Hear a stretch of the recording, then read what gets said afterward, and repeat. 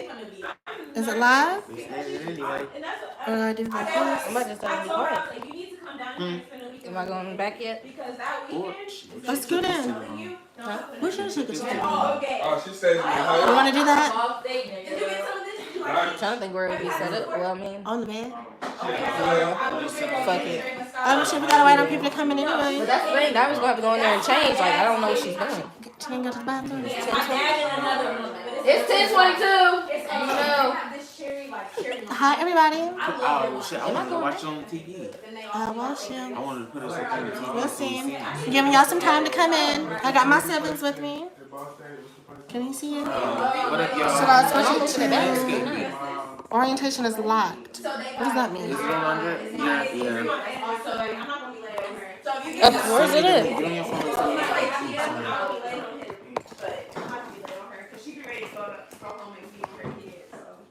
Okay, we got people good. Ooh. But now it looks like that. No, it does look like that. On the So screen. then I go viral on quoting the video. Who was like, that? I was there when they made it. Turn around. Hi. And scoot it back some. Sorry, we got technical difficulties. We're trying to figure all this shit out. Oh, I look you on camera. It's not cigarettes though. It's not cigarettes. Yeah, not cigarettes. Go close enough. Damn. Sounds like you have a get together already. Is that it? Well, thank you. You're always tuning in. I appreciate it. I'm just making sure you can hear it. Because, Do I need to go back some more? No, I don't think it's all good. We're just waiting for folks to come on through. We're going to give it like 5-10 minutes. Something around there. but it's definitely like staggered What do you mean? late. Look. It is. Oh, that's fine. Hey, baby But as long as we girl. can hear ourselves. that's Hey, all. Katie. I'm kind of seeing y'all stuff like through my phone. Dre, send me a link. Where's my? Oh. Never mind. So, where's your phone? Where's my phone? Alright. How y'all doing this Cinco de Mayo? Y'all celebrating? Y'all got some stuff going on? Margaritas. Mojitos. Tacos. Okay, and tequila. Come on. Tell me y'all. Oh, you already know me. I'm the brother from last time, Kaylin. You gotta speak up. This is my brother You know me. Kaylin. Okay, my bad. I know who I This is am. my sister Imani. We're doing a siblings live today. So. I need y'all to get some to get y'all mojitos, some margaritas, and stuff like this. So you know what I'm talking about? Tequila shots, all that. Yes, I kind of messed up because I was supposed to get the tequila, but I ended up getting Bacardi instead. Was wondering if you'd go live today at all. Well, I was having technical difficulties at first. The dog then ran in and messed up the computer. We couldn't find the right lighting. We had to reposition phones. We were struggling. We finally got it. All that shit. Can y'all hear me? Can y'all hear me just fine? Every time I get a response, it's slow as fuck. Pause every 5 seconds. She on YouTube. Oh, she on YouTube.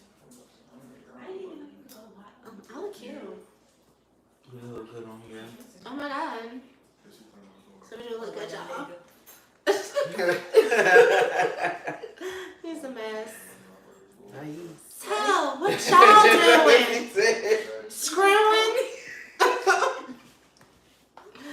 You like the outfit? Yeah, thank you. Appreciate it. Who said that? Nobody. I just wanted to ask if they like the outfit, just to make sure. You didn't give him a chance. Thank you. Okay. Well, I'm accepting the compliments ahead of time. Who's all on here? Me and Honey's Rock. I don't know who Katie is. I don't know who Katie is. Alright, so what we at, what time is this already? 27 minutes? Okay. At like 5, no, what time is it? It's like 4. So, I'm gonna give it like 7, and then we're gonna start from the topics. And we're gonna start talking some shit. I'm glad y'all can actually hear me this time though, because I know my phone be fucked up half the time. So if y'all actually be able to hear me, I'm loving it. The bar's got See? He said he loved the outfit on me. Yeah, Good choice. It was a nice choice. You're making me look good. Okay, I thought I had worn this outfit before on YouTube, and I haven't yet. Because I kind of got to be I go through my past videos to make sure I have worn the same outfit twice at least. Because I kind of have the same outfit a lot. Like, just like in my everyday today, like, I don't buy a lot of new clothes. But if y'all want to see me money, y'all can. I mean, they come in here. Three of them was in here. Oh, what's the next talking about? Has anybody here seen Little Fires Everywhere on Hulu? Have any of y'all seen that? My mom had the cutest little wine topper. It was like you put it in there, but it was like a ball, but it lit up. Tatiana, Flicked a I'm little here. switch. Tati. Hey, Tati. Hey, Tati. Cute. I'm glad you're here. I'm here for the bullshits and the giggles. Y'all want to scoot in so y'all can be up in it more? Because somebody all off to the left. That's why I said, should I scoot it back some more? But no, it's cool. As long as Right, you hear it's us, cool. that's the most important. Okay. I don't have Hulu. You at least got you a Fire Stick? You can watch Hulu stuff through Fire Stick. Hell yeah. If you ain't got, I'm sure somebody got an account that you know. Except for I'm the person that everybody runs the accounts to because I got the Hulu. But I got the Hulu to Spotify. So if you got Spotify instead of Apple Music, you can get Hulu. Free Hulu. Free Hulu with that. Not the premium shit, but the regular shit. It don't have no HBO add-ons and nothing like that. But you can get regular shit. Yeah.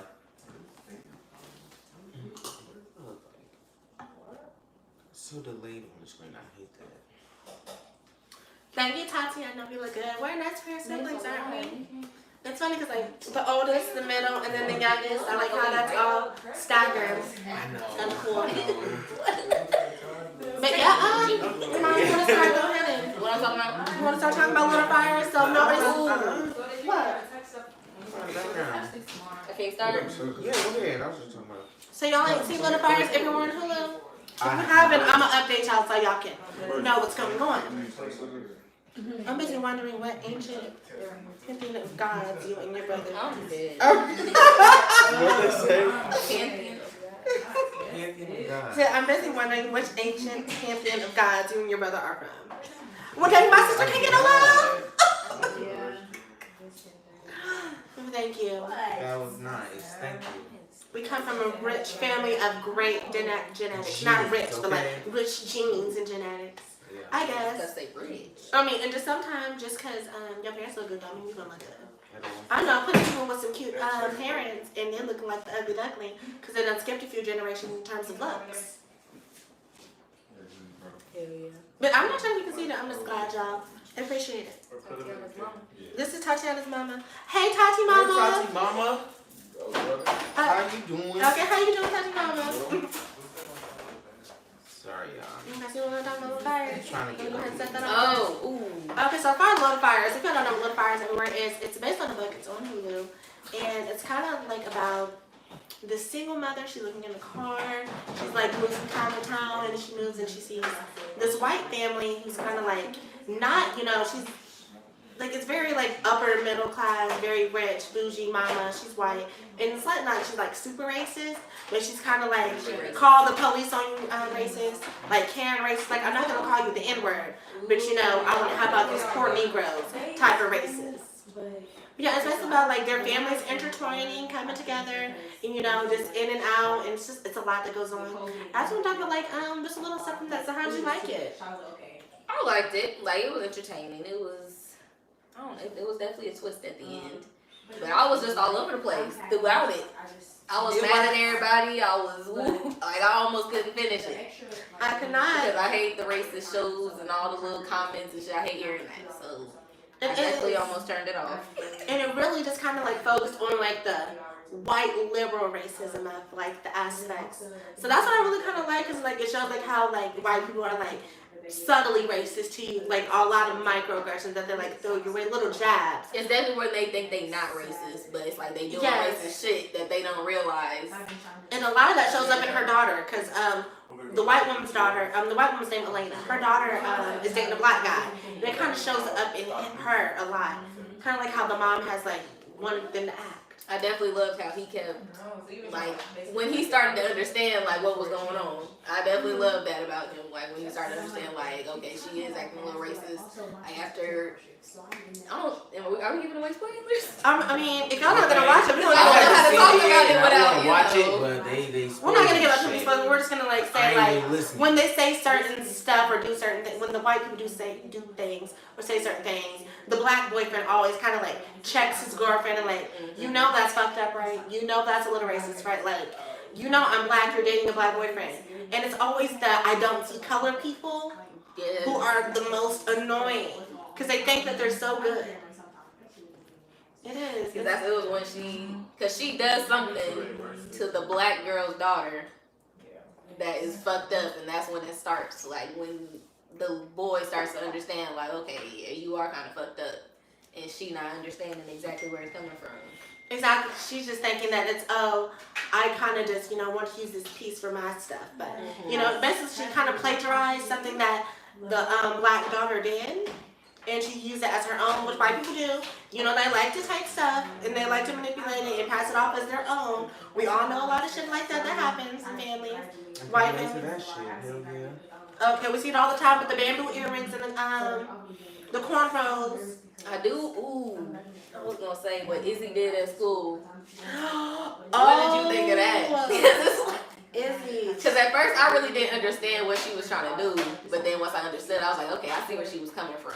But yeah, as a white person, you damn near can't do that. Like, right? She did something like that's why it looked. Yeah, that's why it looked the way it looked because of who did it. Exactly. So what we're talking about now is one of the daughters. She's kind of like the rebel of the family. She sort of did like she was trying to make like kind of like a protest about the injustice of something that was happening during that sort of time. And so she kind of like had like white dolls, Asian dolls, and black dolls. She made the black dolls free. There was like little Cabbage Patch dolls, and she painted the Cabbage Patch doll black. And basically showing that the black lives, people view black lives as less than. So she like made the doll as like free. And the black mom checked her and told her like, just because you think that you're doing a great cause, you're still white. You're still part of this issue. You're still part of this problem.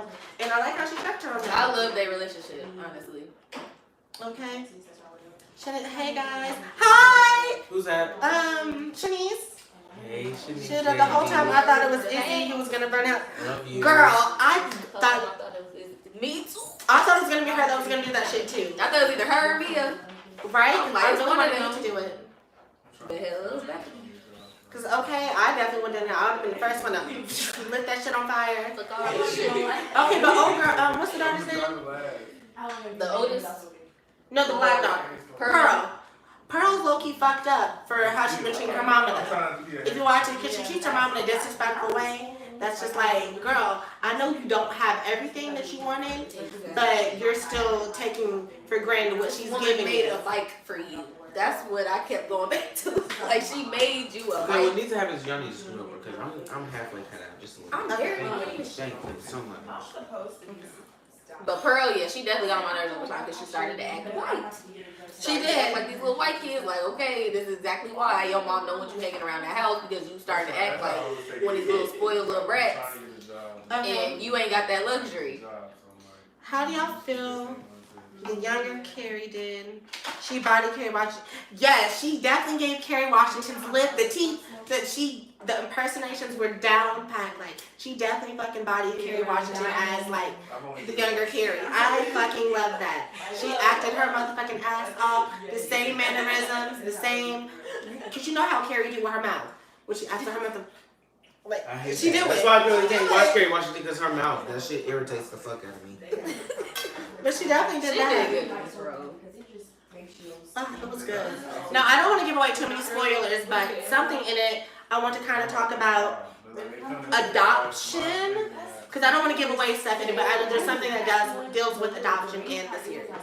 And how do y'all feel about birth moms who've given up their child when they didn't have the resources or couldn't care for their children in that certain time, and then where they fit into their child's life after the fact? Like, you think they deserve the rights to the child No. after the fact? You gave up those rights when you gave it away.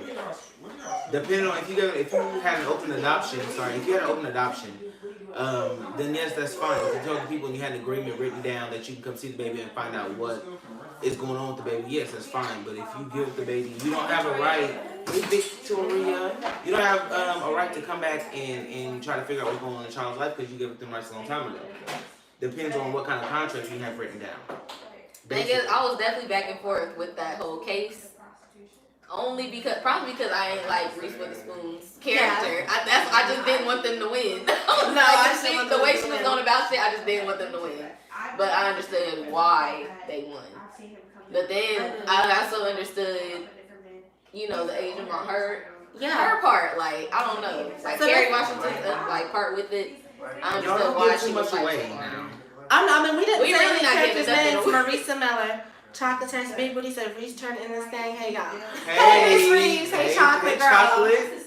How you doing? How you doing, Chocolate? So, yeah, when it comes to adoption, I gotta, like, of course, if you have more money and you have more resources, that doesn't mean that, it does mean you can provide a better life.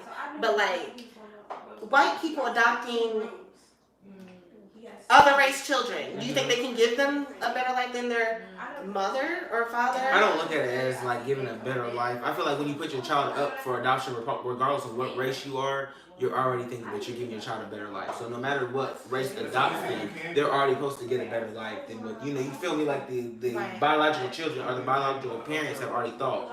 So whoever adopts them, really doesn't matter what race they are, they're already getting a better life because the biological people couldn't raise them. But it's also like, it's the type of people. It is. It depends on because the type of people that adopted her, it was like they was kind of like Reese Witherspoon, like they was low key racist, but without knowing they racist. Like, yeah, there was like, I don't see color. Yeah, it's just my daughter. Like, I don't see her as this certain color. If you got a minority kid, you have to see color. There's no, I don't see color. Like, you have to see color. You don't have to understand where they come from. Yeah. Their part in life. Like, you're gonna have to that. understand that. So it's not like you can't see color. Sorry. It's a dog in the background. Right. So how do y'all feel? Y'all go ahead, type that. How do y'all feel about adoption and things like that and parents coming back? I do think the lady would have been a good mom at the end of the day. And coming from someone that's gone through adoption, it doesn't matter the race. You want the absolute best for your child. Okay, and I can understand that. Shannon, the shit I did. And that's what really adoption is when you give your child up as the biological parent, you want the best for your child. So you're giving them up hoping that they get a better life than you could have gave them. So, I mean, that's always the hope. But it's just like, imagine a white couple adopting a black baby, but they're like, oh, we don't see color, we don't like care about all that. Like, let's say this black baby is about to go out into the world and experience. Yeah, you definitely. Just like you have to if you're white or you're any other race, before you adopt any other race baby, you need to research and understand that heritage before. You can't just adopt and be like, oh, we're just going to raise it like our own because it's not your own. At the end of the day, it's another race. So you need to understand that race and that heritage before you actually adopt a baby of a different heritage or race. Oh, listen what Reese said. She said that's not true because you can be thinking you're giving your child for the correct reason, but there is also a fear that what if my child isn't better in hands of a lot of kids that go to homes or are abused? Okay, that's very true. Because I mean, sometimes you think you don't know what hand your child's gonna end up in, but I mean, that's kind of like the risk that you take when you do that. When you give up your child, I mean, you can't give them a life. You didn't want the child, you gave them up. So, I mean, whites shouldn't adopt black kids. They will never understand. You see how Randall ended up in all this. You can't judge that off of just one. Hella anxiety. You can't judge that off of just one. Because a lot of black kids are with white parents and they've had very nice lives. Like, they treat them like their own. Now, they don't mean, they see color, but they really don't. They still raise them as their own, giving them the same opportunities that they would give their own children. So you can't say that about a lot of white families. But it's just like them white families that try to avoid the whole color thing. Like, have y'all seen All American? Shit. I was gonna say it's just like they had a white mom and a black mom. They got mixed kids, and it's like the mixed kids gonna go out and start experiencing like police brutality, like getting pulled over and shit, and the white parents not talking about that shit, like because they're like they don't think it's gonna happen to their kid because they have They're like, oh, I brought my child up like this. They're not gonna be. Like we're out in this nice neighborhood, my kid's gonna be fine. Like no, that's really where it be happening. Hey, Kels. Hey, baby. Hey. Glad to see you. Victoria. And I will always wonder what she is like. I did for her, not me. Every chance I get to find out about her, I do, even though I did sign my rights away. But I mean, very true, Victoria. Very true. I mean, you're always gonna wonder, like, if you had the right decision and stuff like that. What's the next topic? We gonna spend so much time on this. I don't even know what we're talking about. I mean, I get what we're talking about, but. Mama, what? Because it's really talking about the show without talking about the show. Okay. We just talk about topics of the show without giving away too much. Yeah, like adoption. Yeah. And I mean, like, sometimes you just don't have the resources, and it's gonna take time for you to get the resources in order to get your shit together. Like, I don't know, I just felt bad for her. I felt bad for her because I felt like she would have been the woman who gave up her kid. I felt like she would have like been a great mom, but the fact that she just didn't have the resources at that time. If she had those resources that the white family had, then she would have excelled as a mother. But I also feel like it was the way she did it though. Yeah, the way she did it was fucked up. The way she tried to reclaim her child. Not really putting down when you give away your child away. It's not putting down that fact. It's the fact, like you said, if they had the resources, if they had the knowledge and shit like that. Oh, I'm reading the comments on the table because the phone is that way, so I can't cover the phone. So I'm looking at my phone to show me y'all's comments. So I'm reading your comments on my phone. So I'm technically one of the viewers. Gotta get my views up. Dave showing something by now. That's okay. Oh, I'm gonna give one spoiler away. Okay, we're gonna go like the spoiler. The way she gave the child up was like she took it to a police station or a fire station, and it was winter. Left the baby in like a box and covered with a blanket. And after they had like at the court, they had pictures of the baby with like frostbite and stuff. Like damn near that the way she left the child. Like damn near that baby could have died. Let's be real. Like it was nighttime. That means you had to wait until the fire station opened up. People got there and like that baby was out there for hours in the cold. Like it was just the way she did it. I don't know. But also she was. But it was like you are the. I don't know. That whole case was hard. She was illegal. Right. So. But she couldn't go through the system, basically. Yeah, but when she tried to go back for her, because of her situation, because she was not, of this country or whatever, it would have been hard to kind of find her in the system because they could have, sent her back. So that was another part to it too. There was a lot going on, y'all. So I hope y'all watch Little Fires Everywhere. Little Fires Everywhere on I'm gonna have to watch it. So I'm kind of curious though. Right? About how like they said they was looking everywhere for her. And she was looking for the baby after the fact, so it's like, how didn't y'all find her? Like, if y'all was looking everywhere for the mom and she looking for the baby, like, how didn't nobody? Because she said she went to the police station, she tried to ask, like, around at the cops and everything like that, and no one helped her. So it's like, how didn't y'all find her if y'all was looking for her? Well, she said she was going to the, she was going to call the police, but the police wouldn't know. Since she was not of the country, she didn't go down that road, so she kind of just gave up. But y'all watch the first, everyone's a little stream it. Come back and, comment. We can talk about it. It's only 10 episodes. It's made up a bed, so it was like one season. So I guess I can skip on to the next topic, y'all, since y'all are here. So, y'all know I like watching Insecure. Who here watches Insecure? Debbie. Okay, Insecure is that shit. It's on season what? 2? 4. Stop it. We're on season 4. And they just got renewed for a 5th season. Insecure just got renewed for a 5th season too. Thing is, I'm caught up on season 4, so I don't know why. I gotta rewatch season 3 because I didn't even understand shit. Yeah. So I'm not gonna spoil anything for you, but I don't. Well, basically, Ethan and Molly are having a rough patch this season. So Ethan and Molly are having a rough patch this season without giving too much away. King Kills, yes, watch that latest episode. Come on, Couch, you're staying up Just to watched date. it, okay? We just watched it this morning too. So without giving too much away of what's going on for people who haven't watched Insecure, Molly and Issa, they best friends. or whatever like that. They're having like communication troubles. They're not communicating with each other. They're not, getting back to how they used to be. They're kind of just, sort of drifting apart in a way. Like when your friends are working and then you're working and you're trying to get some shit together, y'all kind of like fall apart as a friendship. Y'all not on it like y'all used to be. So, like, how do you guys find your way back to your friends? Like, I want to know, what do y'all think? How do you find your way back to friends once y'all have reached that rough patch and y'all are both kind of trying but not giving the full effort? I know for me, I'm not the best friend, but I know when I do call my friends, the girls I hang out with, they know who they are. But like the people I do call, my best friends, they know when I do call, it's like I never left. It's the same exact, feeling I have. I can't keep it with your life, and you can't keep it with mine. I got shit going on. You got shit going on. So I can't call you every day or every week or every month. Like I have friends that I don't talk to for like months at a time. But when I do talk to them, it's still I love you. It's still the same vibe that we had, when we last talked.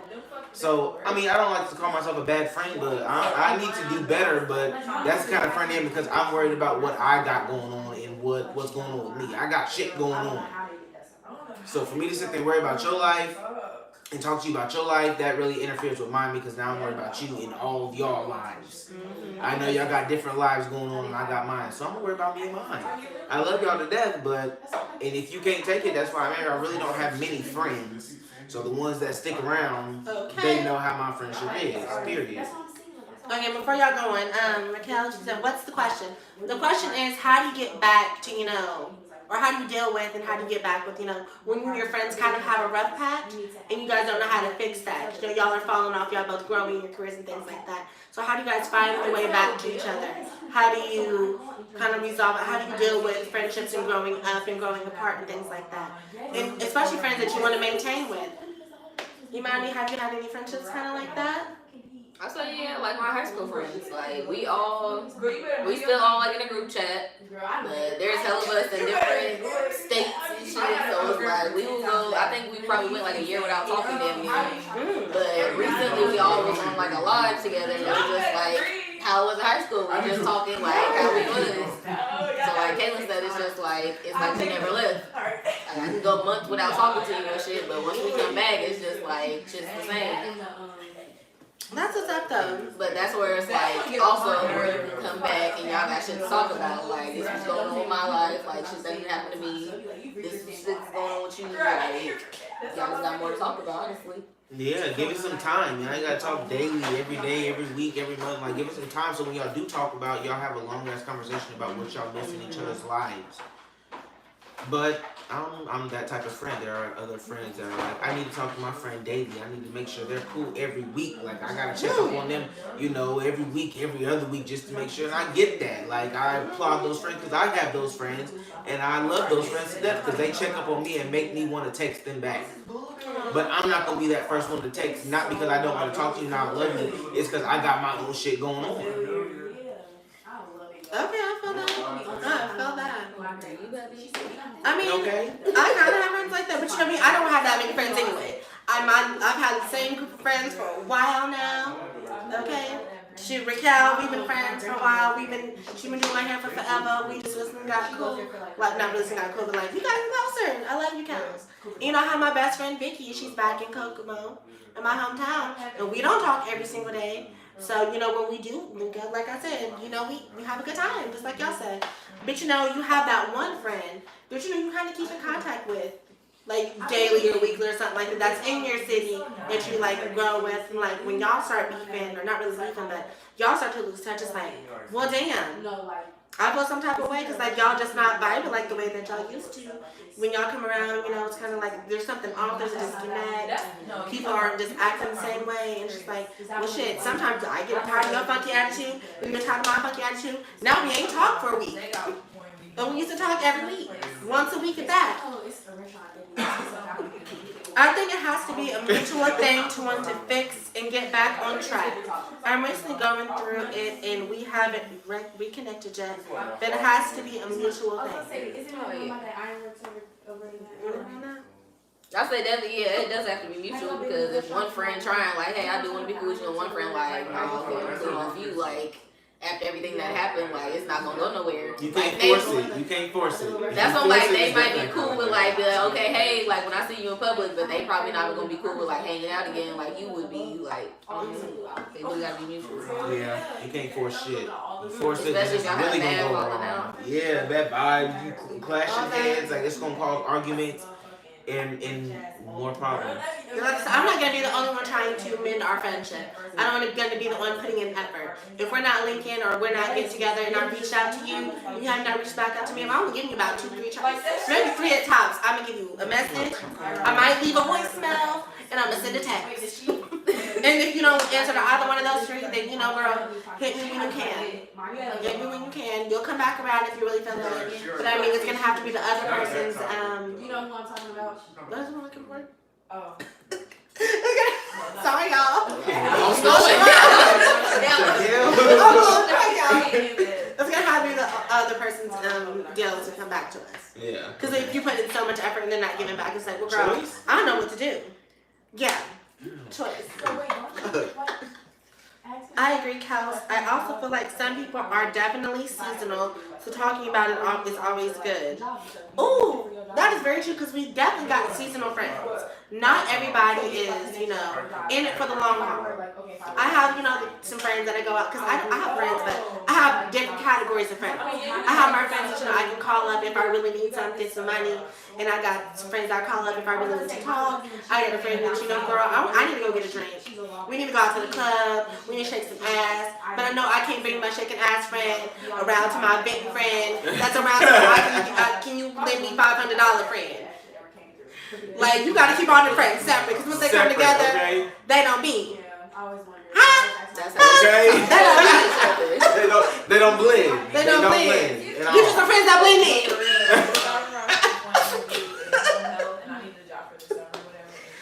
Oh. I can understand that. Like I told you before, you have your friends that you can call and talk to spiritually with. Like you said, you go out and shake your ass with and drink with. You got your friends that you just want to chill at the house with. And you got your friends you want to cook with. You got friends that you want to go on trips with. Like you got different friends. Ooh, you different definitely can't bring all your friends on all trips. together. Yeah, all your friends together is gonna be a problem. But you got them different groups of friends that you cool I want with. a mug, club mug fucking pink. Come on, Em. It's Brothers Mud Club. We should have our own mug. How do you know when someone is seasonal? How do you know when someone's seasonal? I feel like you really don't know until after the fact. Honestly, it's just like when you get a man, like you don't know they for you. Because it's like you get a man, you go through your hardship, like, damn God, why you put me through him? Like, with all this Exactly. But it's like he was just there to teach you a lesson damn near to yourself. But you don't realize that until after the Until fact. after he's gone. So it's same with the friend. Like, she was just here to teach me a lesson. Like, not everybody your friend. Like, maybe I need to learn that lesson with her. And now that she gone, I'm like, okay, yeah, that was just a literal friend. reason. Okay, say is this, we got the quarantine going on. So you got friends that you's going out with every Tuesday and Thursday for those that live in Terre Haute, every weekend for those that don't. And you call those friends you want to go out with every weekend. You see them every weekend. Hey, what you doing? Let's go out. Let's go out. Now, if this quarantine is going on, you're sitting in the house. How many of those friends do you still talk to? Like, hey, I want to see you. Hey, how's it going? Hey, how's your day going?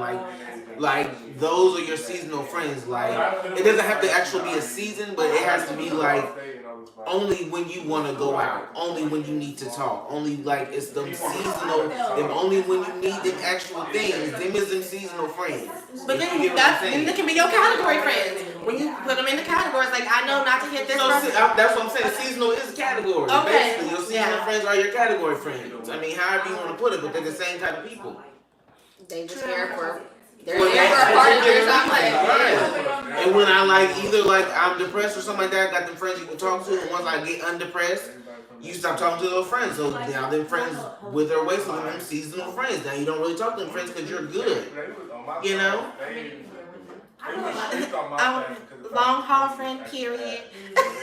Who said that? Tati. Yes. Some friends are just down for the good times, and that's it. Exactly. Some people can't commit. Some people can't handle or choose not to have any hardship. Because there is some people that just want friends to go out with.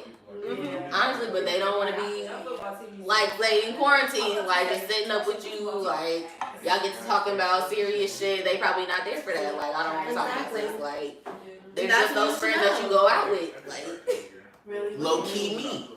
My friendship comes with I gotta get to know you. Like it has to be like the first time we meet, it really has to be a connection. Maybe the second time. By the third time we meet, we don't make a connection, then we're just associates. Like if you don't imprint on me to be friends, we can't be friends. And then once you imprint on me, now you gotta figure out how I move and how I do things. Cause a lot of people don't like how I move and how I do shit. So once you get past that, you're in there for the long haul. Okay. I'm gonna blame with everybody. Shani, real friends will stick with you through it all, or at least willing to, I guess. I feel that. Do all y'all wear glasses? Yes, we do. We all wear glasses. Unfortunately, we all blind as hell. Blind as hell. They all blind as hell. It's not just for show. I can't see We shit. all can see. Take these motherfuckers out. I can't see a motherfucking thing. This whole shit is blurry. I can see pink in that phone. All I see is pink and bundles. Pink and bundles and a bad bitch. That's all I can see because I can definitely see the outer lighting, the silhouette of a bad bitch. Always. Oh my gosh. Cheers to that. It was definitely Cheers to that. blind. Oh, come on.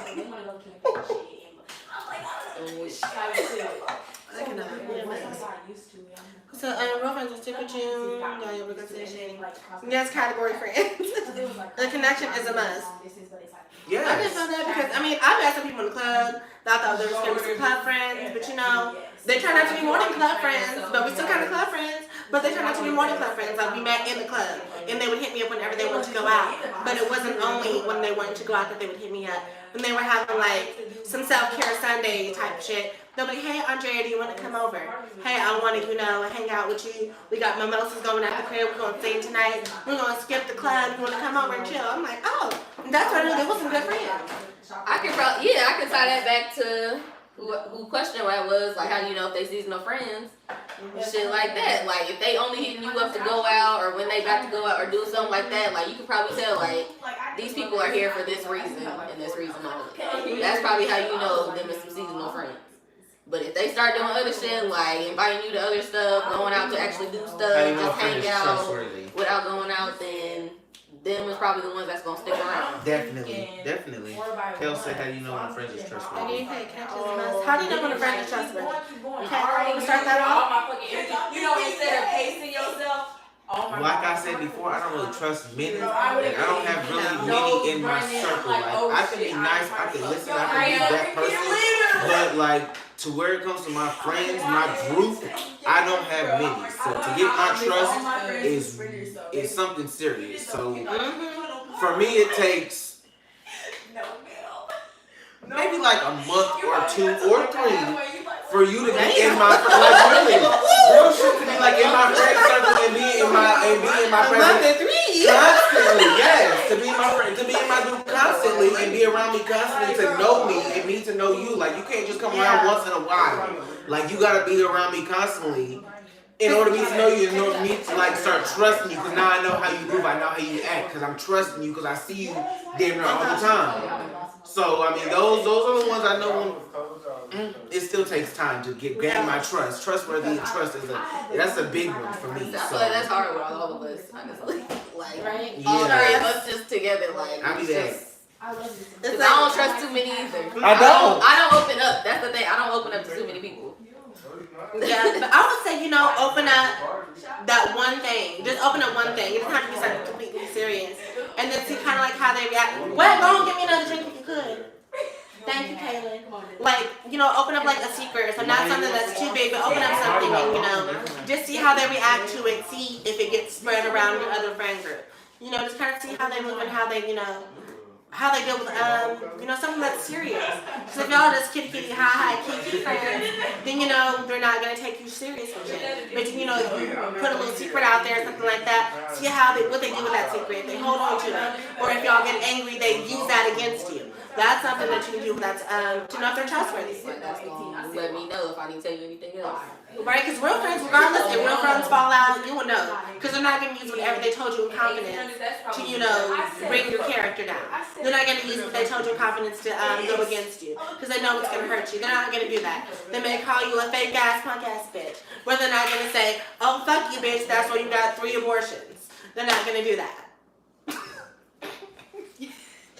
Stop, we gotta go in the kitchen, they got quiet. It didn't get quiet.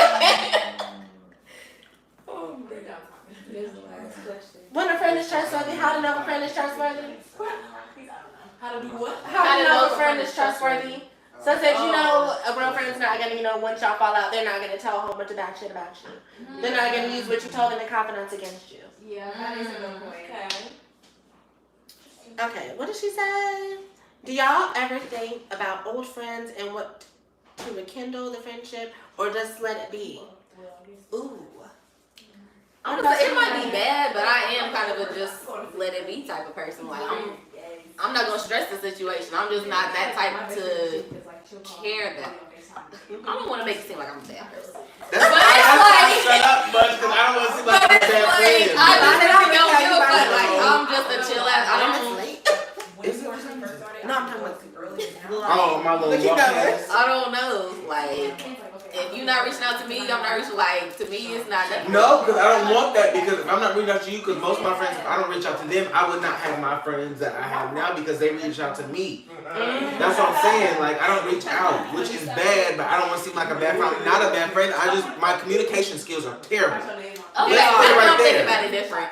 Huh? Okay, because I'm thinking like, okay, I do have some old friends that I don't really talk to that much. But So how do you know if it's worth rekindling? How do you know if it's worth going back? If you never had a bad fallout. If you never have a bad fallout or like y'all just left on good terms, contact them like what you doing, how you been. Like, but if it was terrible What or was don't, kind of like about, how being the cute guy, it wasn't like a super bad fallout. But me and my best friend, we had gotten into it over something stupid and was petty. did you tell Vicky we was live? Damn no. But anyway, like we got into something stupid and was petty, and I felt kind of like, oh damn, wow, she just stopped talking to me. But once she got over whatever she had issue with, she hit me up. Then we was like back to normal, and like we rekindled that friendship. But I think it's up to you to know, like, is this somebody that I want back in my life? Like, is all the good, is all the bad worth coming with the good? Is it worth all that, girl? Do you think it's going to be more good times than bad? Or are they still going to be stressing you out? Are they still going to be talking shit? Are they still going to be, putting you in a bad headspace? Or everything can go back to normal? That's why I thought about that, like 2 different types of friends. Like, I got like the high school friends, again, like me and Janine or me and Paris, like we don't talk every day, or sometimes like we don't even talk until it's like we all in that group chat, and group up again. Like, I know I want to keep them in my lives forever, but it's just like we ain't got to talk all the time. But I do know I want to keep them with me. But it's also those people where I didn't really have like a bad falling out with, but we just stopped talking kind of. And those type of people, it's just like, I honestly don't really care if you're here or not. Like, right? Obviously, if you're not here, like, there wasn't. You're not hurting my life. And I had my high school and my college friends. My high school, Portia, Allie Taylor, Sharice, they Shaw, but I had those. Then once I moved to college, I didn't really put them on pause, but they were also doing their own shit too. Like, Portia was in college, Allie and Taylor, they was doing whatever they was going to do. And then I met Shanice, Wayman, JB, Ajay, all them people. And then it became like, it wasn't about them, but it was just about my growth and who I was. Because once I went to college, that's when I actually became who I was. So it was about them, they accepted me. You feel me? They accepted me. My at-home friends, they accepted me too. But it was more about me living my life. But still, those type of friends, I don't talk to Wayman and Shanice like I do, like I do y'all. Like, I don't talk to them every single day. I don't talk to Portia every single day. Yes, I love y'all, most definitely, but we definitely need to talk more. I don't talk to them like I want to or should, but I still love them the same. Like, my love doesn't go away. So, and those friends that you can rekindle, and they don't have any hostility towards you, and text them like, hey, where you been? Oh, now you want to hit me up, but they're still hitting you up and like, oh, okay, how you doing? It's still like you never left. It's still a genuine conversation, no matter how long. That's how you know people are trustworthy. Boom. That is very true. Time. Just because you don't have a bad falling out with a friend doesn't mean you need to have them back, because you outgrow your friends. Y'all may not have like some fuck you bitch, I'm never talking to you again, but sometimes you just kind of like, you're a new person from when you knew them. You're going more spiritually, you're going more in your career. You're just not the same person that you were when you knew them. You're somebody better. So, you know. That's also that mutual connection. Because it's like, I'll say with Alex, me and her don't talk, and we can go weeks, damn near a month without talking. To live in the same city. Exactly. But when we come back together, it's like, It's that's still my like, bitch. that's Like, okay. Y'all we know how we exactly, like. them trustworthy friends. It But takes then time to know a trustworthy friend. That's why sometimes you do got them friends that be like, damn, why don't you talk to me every day? Like, I can't fuck with you because you don't even hit me up. Like, you don't do this. But it's like, you got them other friends where it's like, y'all here. Like, we both got our lives. We both got our lives. But when we come back together, it's like, let's go in a party. Like, so I hope that answered your question. I hope that, you know, gave you a little clarity. It was a little leaky, but it was a little leaky. No, June, July. I mean, you can scoot in if you want. sorry, you might just scoot over just a little bit. Not just a little I don't know, bit. because you Okay, she got her whole body. I know, but see, in the camera, you're on it. oh, true. Sorry, I had to get myself Okay, together. so that's Everything number- is all live. Alright, so, I guess what she said? Kent Crew. Come on, hashtag Kent, okay, Kent Crew. Kent Street. We definitely need to get some shirts made like that for the walk at some point. Hashtag Kent Crew. Fuck the walk. If the walk don't ever happen again, I want a Kent Street. I want a t-shirt or something. Okay. Cause that shit meant a lot to a lot of us. Real shit. Kent Street was a lot for a lot of us. So I want t-shirts made regardless. Thank you. Oh, love you. Y'all know a lot of Sagittarius. Love it. Y'all feel like Okay, since we're kind of moving on from friendships, I want to go ahead and, you know, I don't know. another thing that happened. I was back. That's amazing. Capricorn is out of complete. Are you on December? I'm December. Okay, so We need that on camera.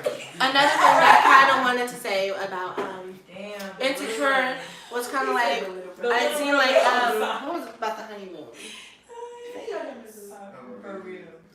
Oh, What happened with like that? basically on Insecure, if you haven't watched it, it's a little spoiler. Molly and her boyfriend had fell out because I guess Molly was spending too much time at work and he wasn't seeing her enough. And I mean, he worked, but he like got off. She was a lawyer. He did something else. I don't know what he did, but she was spending late hours at the office because of the case. So basically, they sat down one day and he was like, "We're out of the honeymoon stage. So now where do we go from here?" My opinion was there is no like. What do you mean honeymoon stage? Like I have a job. I have bills to pay.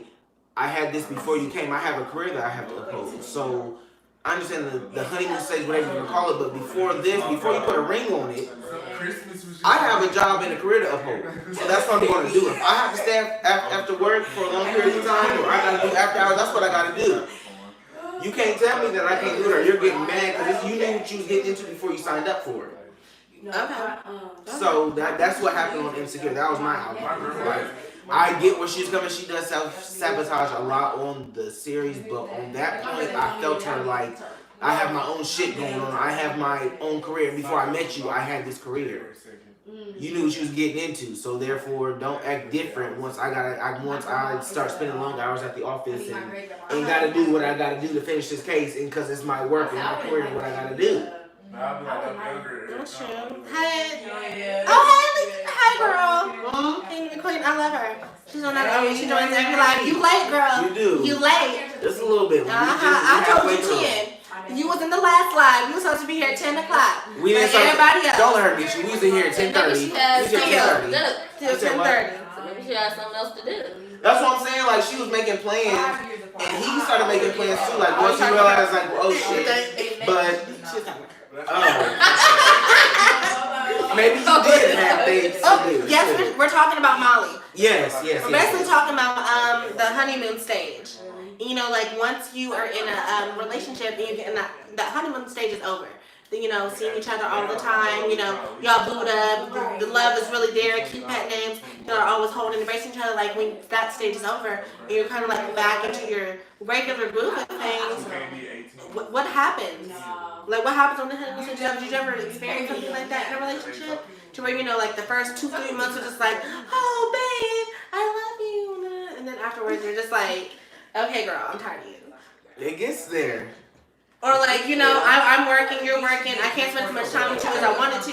How do we maneuver this? I did. How do we get back to, the Because when lovey-dovey when you're in stage? that honeymoon stage, your cleanliness, you clean, you mop, you do what you need to do when people come over. And then once y'all start getting comfortable, you don't do as much. You get as cute as you want to be. And then once it starts getting out the honeymoon stage, you start getting more comfortable and the shit gets a little ratchet. And I felt that because when my boyfriend was kind of courting me and was doing the whole honeymoon stage of things, it was cute. I was wanting to be around him all the time. I was wanting to, I can't wait for you to pick me up from work. I can't wait till you bring me some food, all this other good shit. But then once we kind of got settled into things, I was like, damn, I'm kind of tired of you a little bit. But I mean, we just kind of got on our shit. He had his work, I had my work, and we kind of trying to make things work.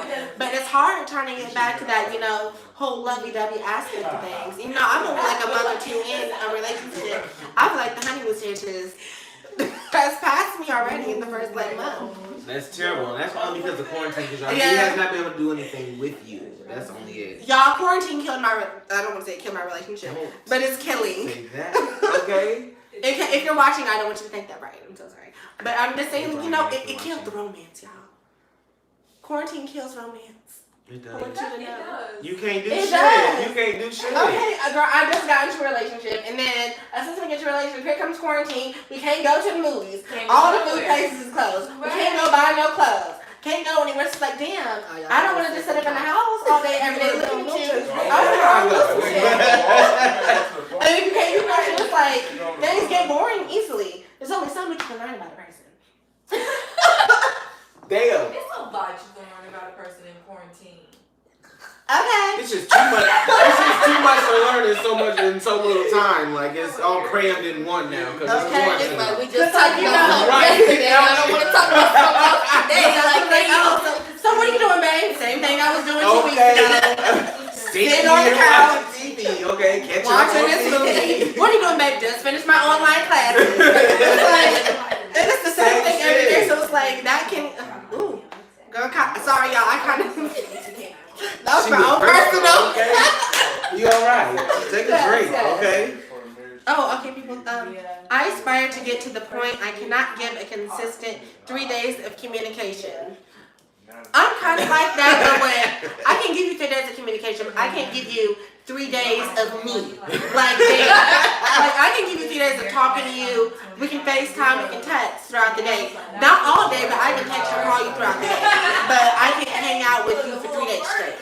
And I feel bad about that. Like I can't. But in the beginning, you want your space. You want to be able to hang with Ella, every 2-3 days. And then once y'all start getting more comfortable, you're like, okay, baby, I want to see you every day. Like, come and see me. I want to be with you every day. But you got to build up to that every single day.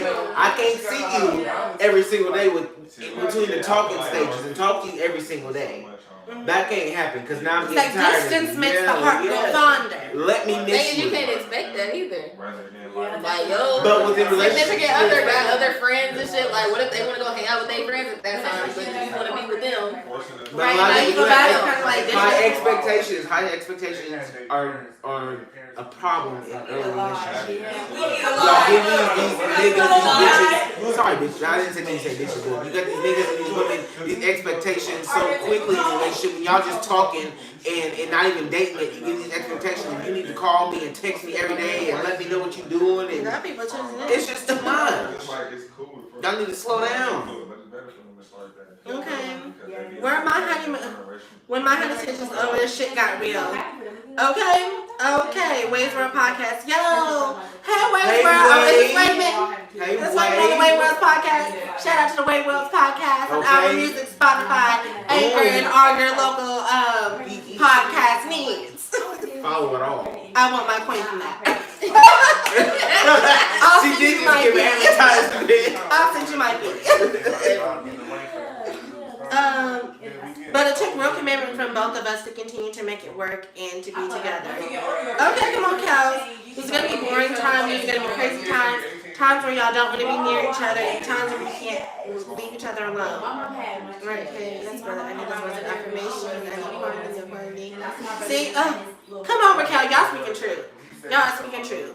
Because y'all know Words he's of schooling me. affirmation. I need Because that. like I Words of said, affirmation. Because y'all know this is my first relationship, so I'm kind of, I'm still new to all this. I'm still new to, like, what happens once the honeymoon stage ends, and, like, how do you get back to, like, still rocking with your boo? Because, I mean, sometimes if he pisses me off, I'll be like, oh my gosh, I can't stand you. I did not sign up for this. So when your honeymoon stage ended, how did you deal with that? Why did she get? How'd you get past that? Oh, I feel like my situation was different. Just because, everything like us living together so soon and shit. Because of what was happening, I feel like, I don't know. Like, once the honeymoon stage was over, I was just kind of there. Like, it was kind of the same, I don't know, throughout. Until we got into that next apartment where we moved in together, and that's where shit kind of hit the fan, because I was just kind of noticing how much, like, I needed to be alone, but I didn't have the space to be alone. Oh, like, I don't want to leave my own house to be alone. Like, Cindy Williams, that's where it's like, I just want to go chill Hey, in my own house, but I can't because we together. Like, there. Like, I found myself going, that's when I started getting comfortable going to restaurants by myself. Because I would literally take my schoolwork, go to restaurants, and sit in restaurants, do my schoolwork, and just be by myself, like order appetizers and shit. That's how I got comfortable with that, because I couldn't be home. So it was like I had to go find somewhere to be alone, I feel like that's a struggle when you are first in a relationship and you move in too early. Like, sometimes you need that space. Did I miss the topic? No, so It's kind of Okay, well, my experience of moving in too early was basically what I was told is it can make or break your relationship. And like I said before, when you move in or when you have that person that you're courting, you clean up. You do what you need to do to get their attention. You give them what you need, but then once you start getting comfortable in that comfortable stage, you stop leaving toothpaste caps off the toothpaste. You start leaving toilet seats up. You stop cleaning dishes. You stop doing stuff. You stop doing little shit, and then it starts adding up, and you start noticing that when you live together. So that, like I said, make or break a relationship. Don't do it too early, because when you do it too early, like I said, some people are not ready to move in with each other. They just move so fast, especially in the gay community, LGBTQ community. We move quick because we're so focused on, we want love, we want attention. We found somebody that actually wants us. Then y'all forget about the little shit like toothpaste caps and toilet seats and dishes being cleaned. Pet peeves. Pet peeves. It's a big thing when you move into together. That's the little shit you gotta work on and you gotta watch. Because it's not all roses and berries and flowers and all that sunshine. Because that's when you really learn how to live with somebody. Like, because once y'all get comfortable, y'all start living how y'all actually live. Yes, and yes. You find out that we don't mesh. You let down that honeymoon stage, over, and it's like, bam, you finna get the real me, that black Cinderella. What they say? Hide your flaws until after the wedding. Okay. Because honestly, like, when you are in this whole stage happened, you kind of just like let go, and you kind of like, because staying the night is a lot different from moving in. When you're staying the night, you still kind of got that guard up, not really the guard, but that kind of like, oh, well, welcome to my home. Still kind of, we can kick back and relax, but you're still kind of like a host. And it's going to be spotless. It's going to be you're going to before you come over. But now that we're living together, you're going about your routine. I'm going about my routine. It's not just you're staying over for 2 nights. And they're clashing. Here day, and you're here day night. You're doing what you're doing at your routine that you would do at your house, but it's not working for what's good for you. Now let's see what they say. Hey, bitch, finally made it to live. Thank you, Sydney Williams. Hey, Sydney. Hey, Sydney. I love y'all. We love you too, Wayman. Hey, Wayman, love you. End of honeymoon stage sounds like marriage. Where you've been together so long, it's harder to leave. But in the honeymoon stage, you have to keep finding ways to love each other. Oh, it's easier to stay together than leave. It is. No, wait. It's easier to what?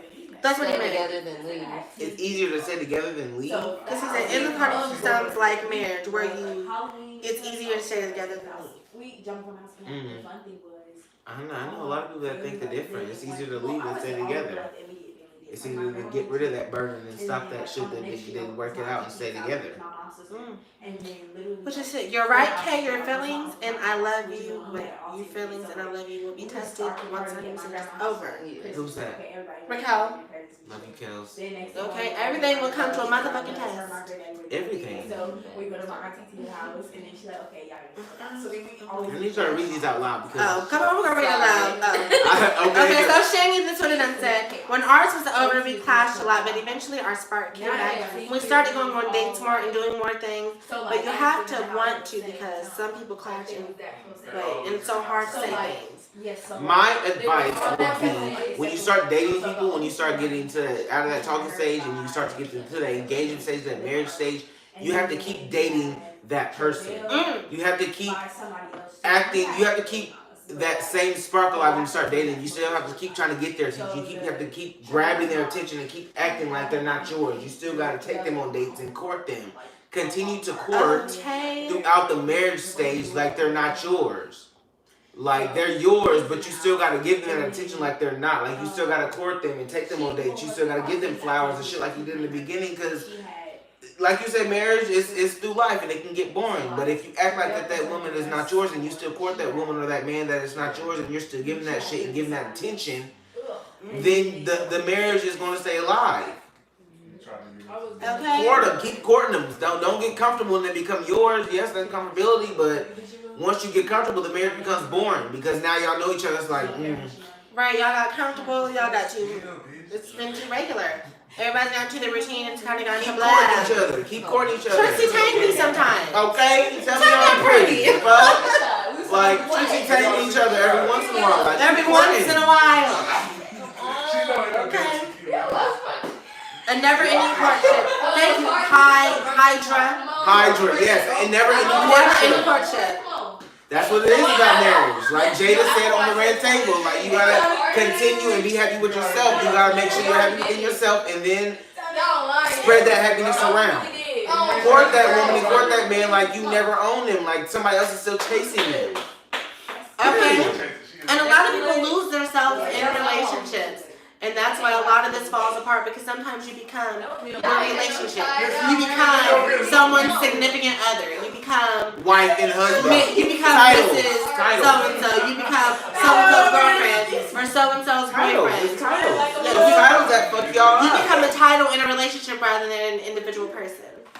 And when you become that person's wife or Mrs. Johnson or Mr. and Mrs. Johnson, like you become that person, you act like you gotta become a whole.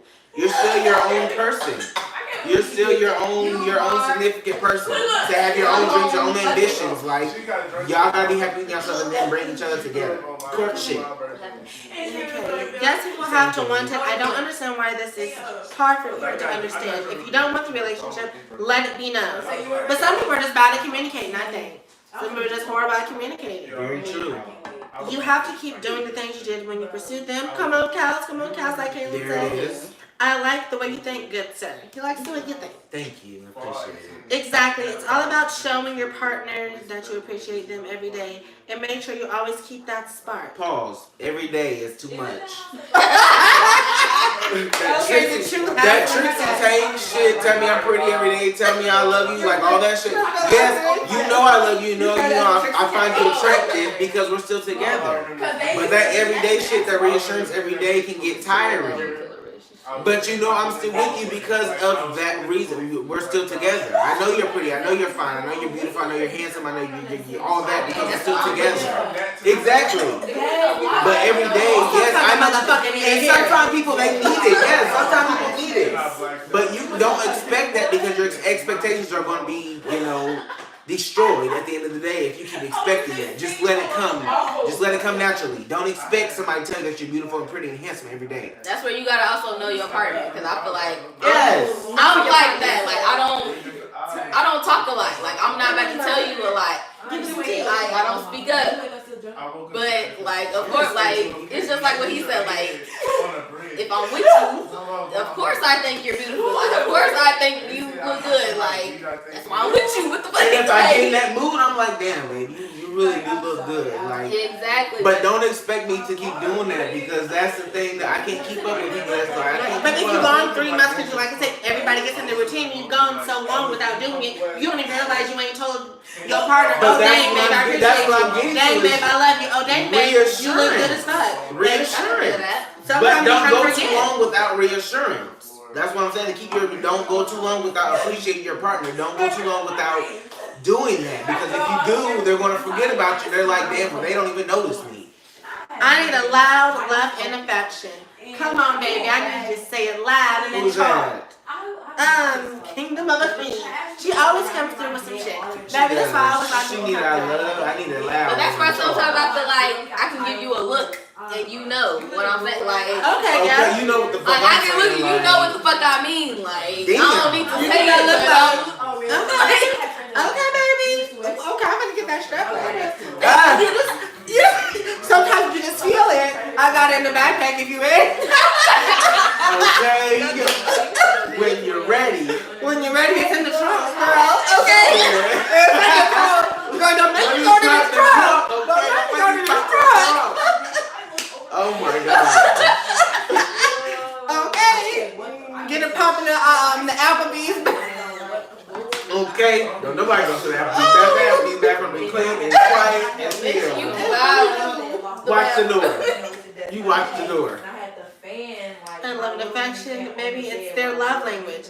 Exactly, like I said, like we talked about the last line. Give them a rundown You need to give them know. a rundown of the love language. You know I don't remember all of them. There's 7 love languages, There's y'all. 7. Give me We talked a about few it. of them. You need to know your partner's love language. Give me a few. There's quality time. Yes. There's words of affirmation. Yes. There's physical touch. Yes. There is what's it called? Gifts. Yes. Gift giving is one. There is quality time. I think you said that one already. I already did quality time. And then there's I said physical touch, right? Yes, you did. Acts of service. There's an acts of Yes, service one, yes, and I don't remember the rest. I If think y'all know the it's other 2, then that's what the other 2. yeah, find out your love language, find out what your partner needs. We talked about it last slide. Some of y'all hoes need to tune in. It's not even what the partner needs, it's what you need. You need to figure out what you need first. What are your loves of affirmation? What are your love languages first? And then figure out your partner's love languages. that is a big thing. So they can Relationship. match. You definitely need to work on yourself first. Okay. Like that's probably why a lot of relationships don't work because you need to work on yourself first. And Before worry you about can loving work yourself. on, like you trying to work on yourself and the relationship at the same time. Like that's not gonna work. It's not. Like I said, learn your love languages first. Because why you trying to work on 13 people? That's why I'm like, why you trying to work on this relationship? You I need all focus y'all on to what tune they in so we like. can get our views up. Put them on mute. Even if you don't watch it, just go Put them on to mute. it. Just It's put your your phone on head. there. Shit. Just give us some views. What's your YouTube channel? ANDREA. Sorry, y'all. We're trying to get some more views. But love languages. Please. That's what we need. M-A-N- Love languages. M-A-N- Learn your love D-O-D-I. languages. Where we at? Mandavi. What's your love M-A-N-D-O-V-I. languages? Andrea? I love words of affirmation. No, I don't. Never mind. I paused. So that's to tell me I'm pretty shit. That's the main one. That's to tell me I'm pretty shit. She said, what do y'all love languages? Go ahead and find the live. Go ahead and find the live. Go ahead and find the line real quick. All of them. All of them. Mine are words of affirmation. Words of affirmation, quality time, and physical touch. I do like physical touch and quality time. Because quality time tells me that you can dismiss something else for me. You can put something off else for me. Like you're gonna give that up to spend quality time with me. Same. That's how I feel. That's how I feel, bro. Personal touch, physical touch. Don't touch me too much. No, don't touch me too much. But the touch is fine. But don't No, touch me too but much. don't touch. Okay. Don't touch. You gotta know your touches. You gotta know where to touch and when to touch. Okay? Wade said, okay. Words of affirmation, acts of service, and quality time. I feel that. I feel you, Wade. Quality Acts of time service, is yes. acts of service and quality time are definitely. I said this last time. Acts of service as far as not even buying me something, but washing the dishes without me having to tell you, or wash them, taking the trash out, sweeping the floor, like keeping the house clean. As of that. That's cool for me. Work like action.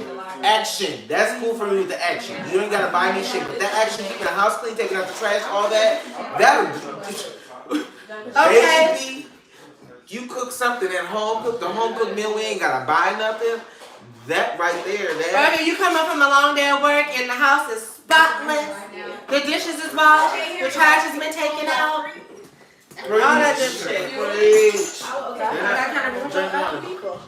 Okay. That kind of more of a little thing. You have going on. Then I didn't make them a liquor, but I gave me some. Okay. They look right.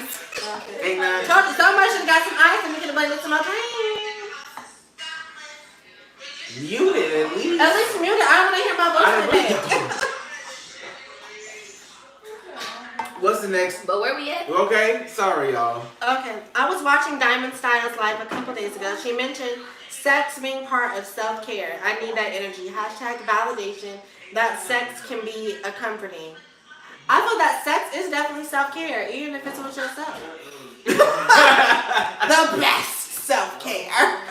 Because baby, if you can't get me off, I can't get me off. To an extent. I was about to say, I feel I need more info. Yeah, you don't want to just keep fucking anything and everything and give you your self-care. I mean, sometimes your self-care is like I said, if you want that physical touch, and that's your thing, getting you off, that might be just like what you need, and you don't need anything else from that. You just kind of need that intimacy, you need that physical touch, you need that oomph just to get you back to where you need to be. And it's like, okay, I'm cool. I'm not saying go out and fuck 4, 5, 6 people, but you know, having that one fuck buddy who can come through and give you your love language when you need it. Just don't add too many people to that list. Period. If you got that one person that, okay, basically. Hey Jabari, brother. But basically, if you have that one booty call, Mandavi. I would call it a booty call. Somebody that you have, or you know, roster, or whatever. You got that one person that come over. Get a little black book. Yeah, give that touch or feeling, but don't give too many people that honor to be coming over and give you that feeling. But thing is, what is that doing for you? But you're getting, that's what you're getting. You're getting what you want. Your affirmation, your touch, your physical touch. You're getting that kiss on the neck. You're getting that feeling on the titty. Who? No, but he's new. Hey Melvin, you getting that feeling on the neck, the kiss on the titty, you know, the rub on the, you getting the booty rub, all that. Like that's what you want, the love of affirmation. Because if you're single, no, that's No. What you is just it? missed like 3. Sorry, shit. Because sometimes, like I said, you just need that touch from somebody. Like, if you've been single for so long and, you know, you kind of just need that to get you back, you know, that's what gets you right. That's what makes me It's relax. just a touch. That's what Like, makes that's like me a sexual craving. I wouldn't say that's like a.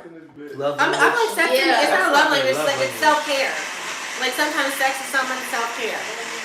Like, that's what puts me in a different But still, it's that's kind what of gets like me how relaxed. like self-care is supposed to be within your, like, you don't need nothing, nobody, like that's something that's within you. That's not, it shouldn't be like I need somebody to come touch me and do all this to make me That's the guy feel that called you good. Mr. T the other time. The one that said with the earring, he's like, Mr. What's T. going on? I got the earring again.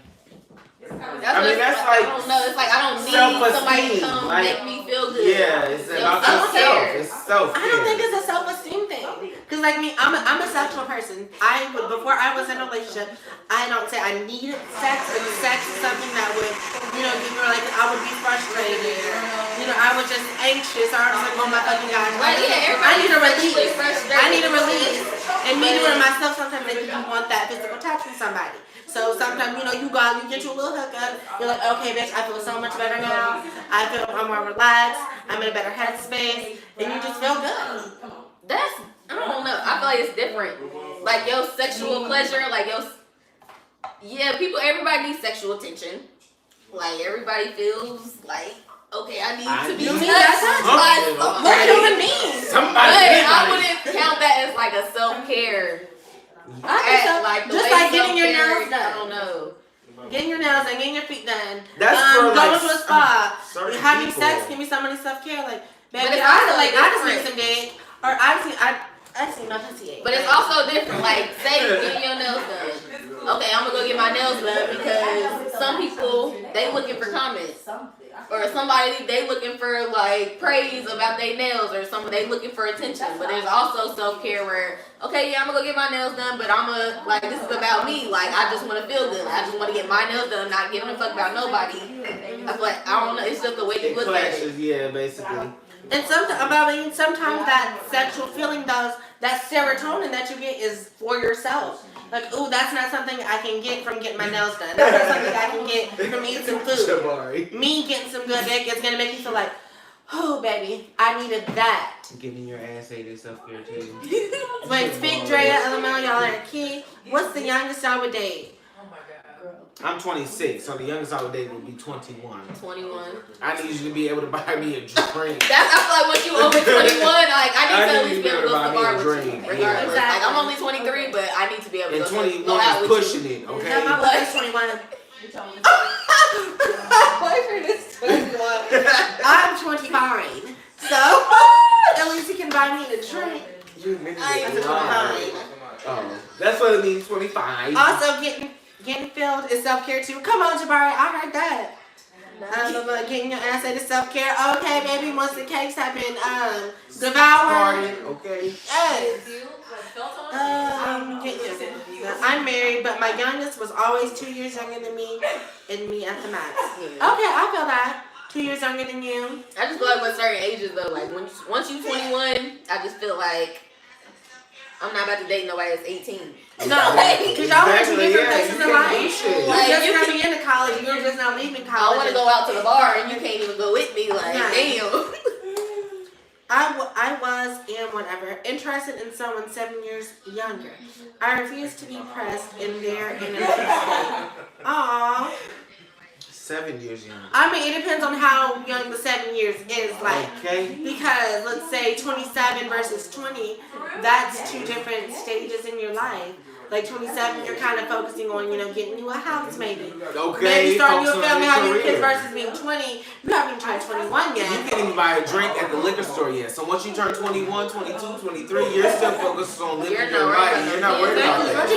you're 21 to 25, you're still... Now, once that person's 27 and you 7 years younger than or older than them, now Like that if- might work because y'all might be in the same stages of life then. I said the same headspace. Yeah, Like as long as y'all in the same points in life. Like 25, if I like to say I'm 25 and you're, let's say 10 years older than me or 5 years older than me, that'd be fine. I could date a 30-year-old. I could date someone who's 35.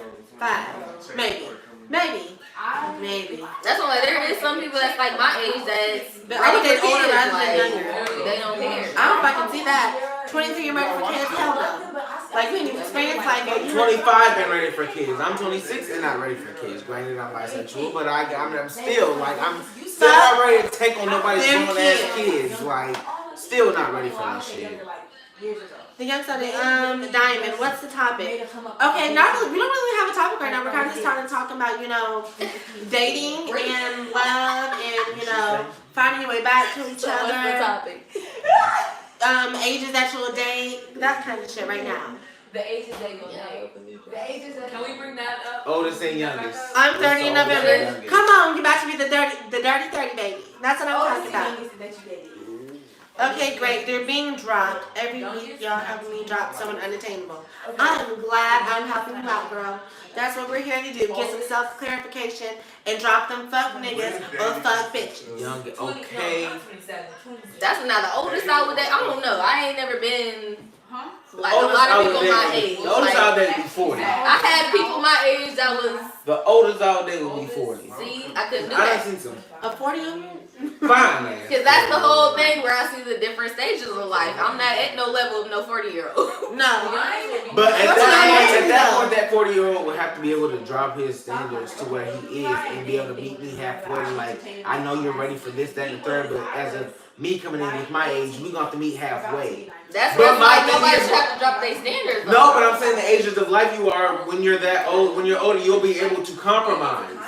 As of you're 19, Perverted. Now that I'm and But you're I trying to say compromise. most people that's 40 years old that are willing to date younger people, they're damn near not at other 40-year-olds' mindset. No shade. I think it's a little predatory. That's what I'm like, they not at that same 40-year-old mindset as other ones. Like, I thought they're looking to take advantage. they still live in They're the looking young to days manipulate. where I want to feel young, I want to be with a young I want person. to, I want to do what I want to do. Like- I want to dress. Yeah, I can feel that I'm trying to too. get your people back like Stella. Because that's where like there's a lot of high schoolers that be like, I'll date a 25-year-old, I'll date a 20. High school, Like, like, I was never like that. Like I was to the limit where like you was either a year or maybe 2 above me, and that was it. Like I didn't want to date nobody super older than me because I knew we wasn't gonna connect in no way. it's especially even in high school, like when you're a freshman and you're dating a senior. Y'all are in two different phases.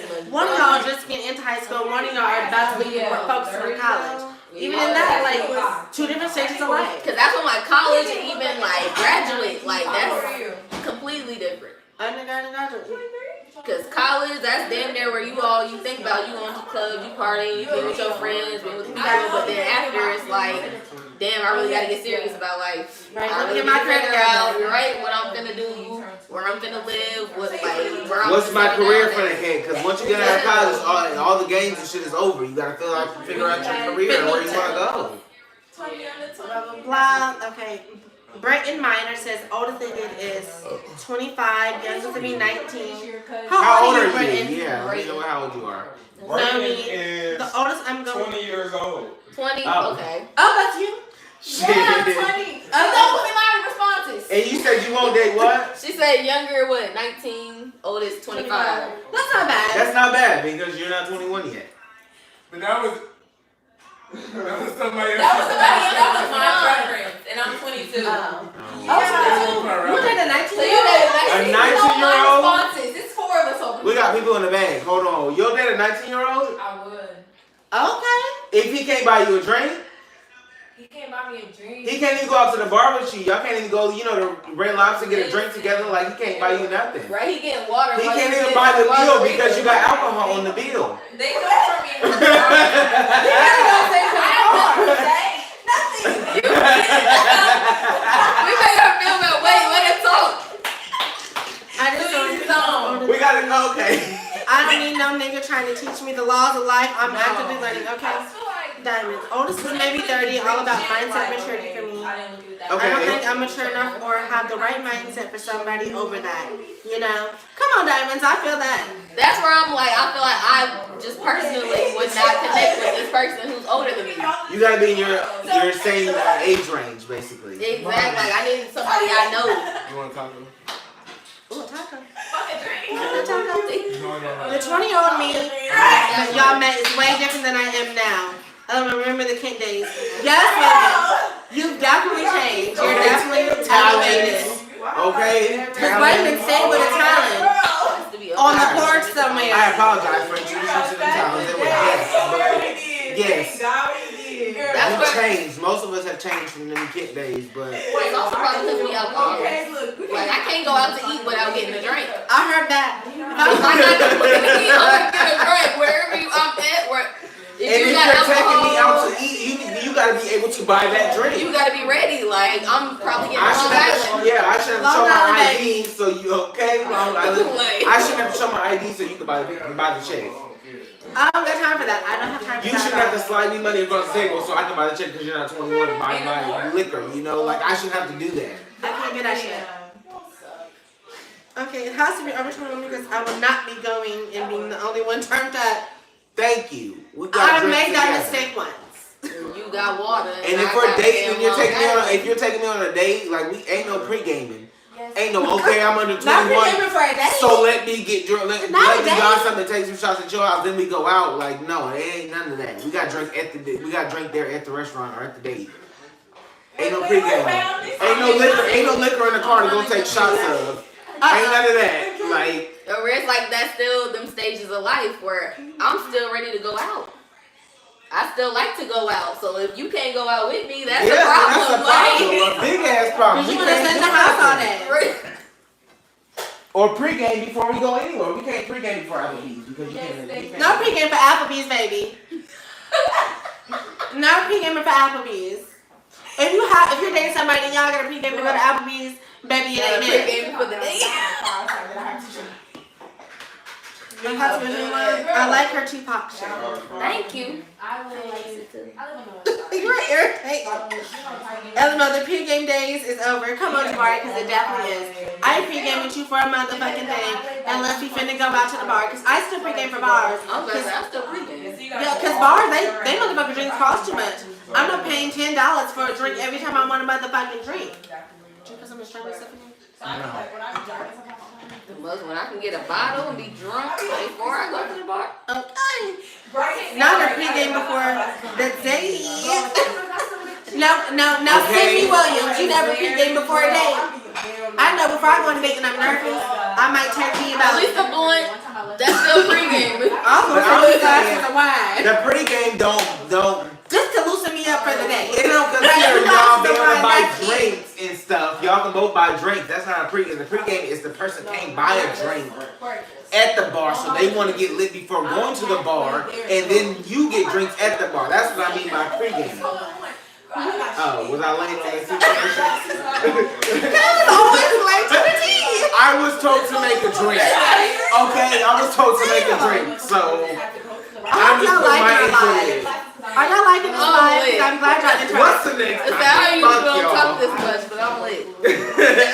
My girlfriend is 6 years younger than me. It's crazy how we started out, but our connection is mad deep. How old are you? 6 years younger. How old are you? And how old No, is she your might be girlfriend? more girlfriend- mature, honestly. Her girlfriend is your age. And she is, I think, 27. Nice. She's like your age, 26, 27. Okay. No, that's not 6 26, years. Not at 27, all, you not dating. at all. No, because she's That 2 was- years younger, like 2-3 years younger than I'm me. 23. She's not too years. She's 23, I'm 26. I'm That's 23. 3 years. Yeah, Sweet. that's not 6. Not at all. So she'd have to be 20 and I'm 26. Somebody said. Oh, So whatever. she's not 21. Who? That's what I'm saying, 6 years younger. You know who her She's not- girlfriend is? Who is it? Who is Her it? friend. She did just. Let's go. Oh, okay. Okay. I get it now. That's why it just That's- depends If on you my can't That's buy me fine. sex on the beach, we can have sex on the beach. Okay? Exactly. Okay, if you can't buy me a sex on the beach, we can't We have can't sex even do on that. the beach. If you gotta cash out some money or have Okay. somebody go get it beforehand, It ain't None of that. None of that. No ma'am, no ham, and no turkey. I be off my ass. Let's see, the most pregame I for a date is a blunt. Okay, so the smokers hurt you. The smokers at the beach hurt I'll you. definitely pregame a blunt. That's fine.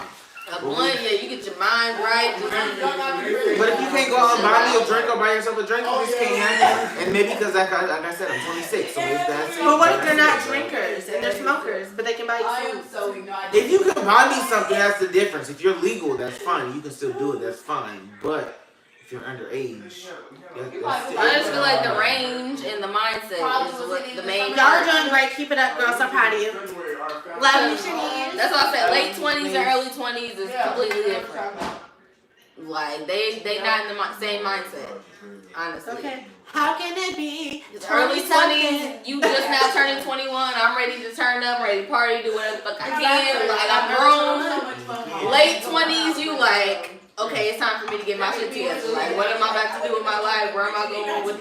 And that's crazy because we're all different sets of 20s. Like right now. Exactly. We're all in different, like, not want to say different generations of the 20s, but like all in different stages of our 20s. She's in her early 20s. She's in her, I'm still ready to get fucked up. I just graduated, so you know, I'm just kind of taking it out. She's still going out. I'm in my mid 20s, so I'm just like, hey girl, I still want to get me a drink, but I'm okay being in the house a little bit. And he's like late 20s, so he's like, I'm not going out. I'm not going out unless we're going somewhere good. I'm not going out with the I'm not putting on my good just want shirt. Okay, I'm not going out with the fresh 21s.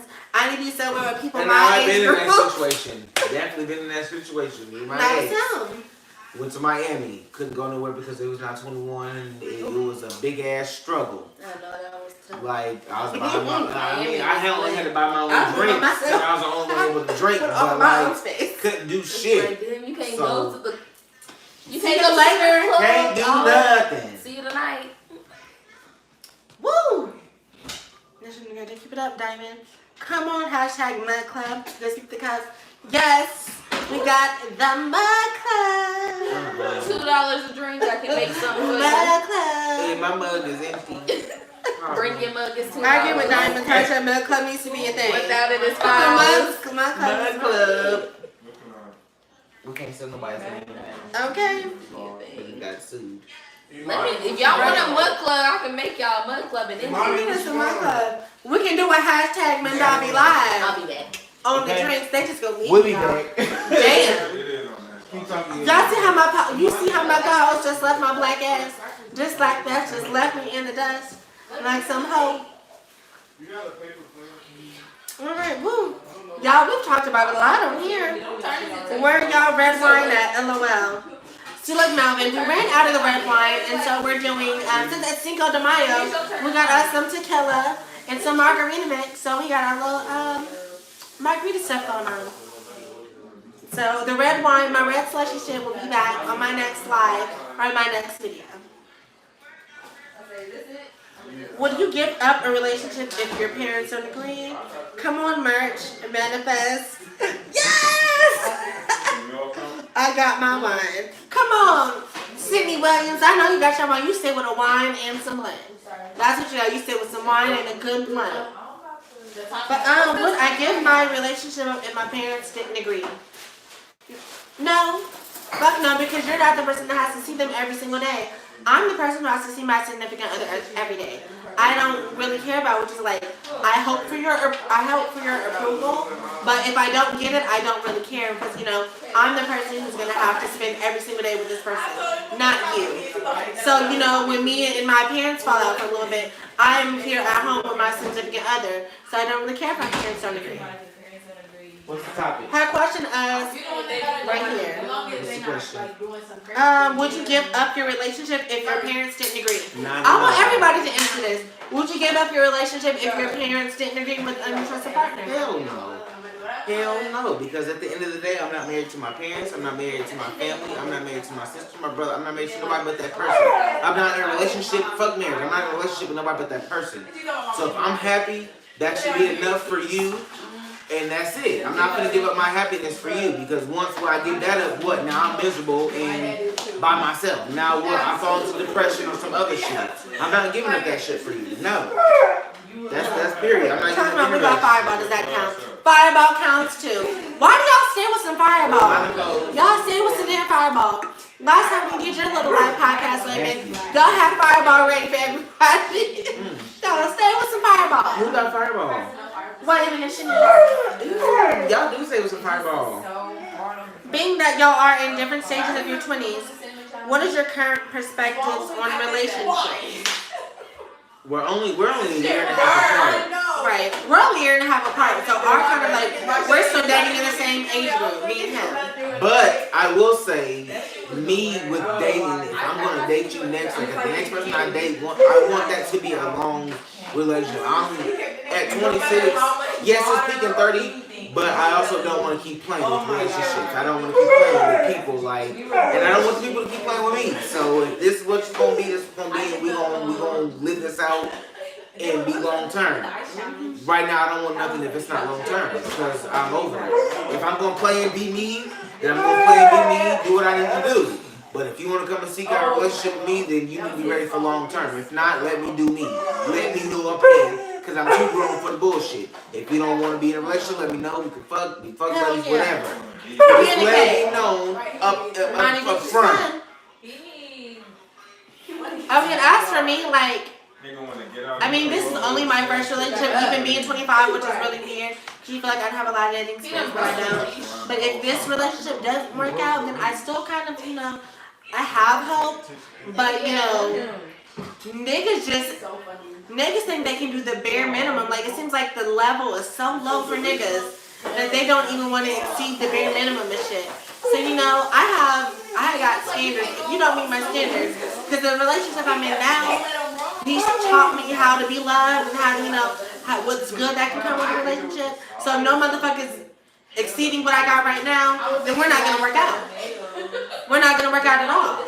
Because I'm not going back to bullshit after being treated like a queen. Because once you're used to being treated well, it's so hard to go back to bullshit. It's so hard to go back to a fuck nigga or a fuck bitch. Oh, so shiny.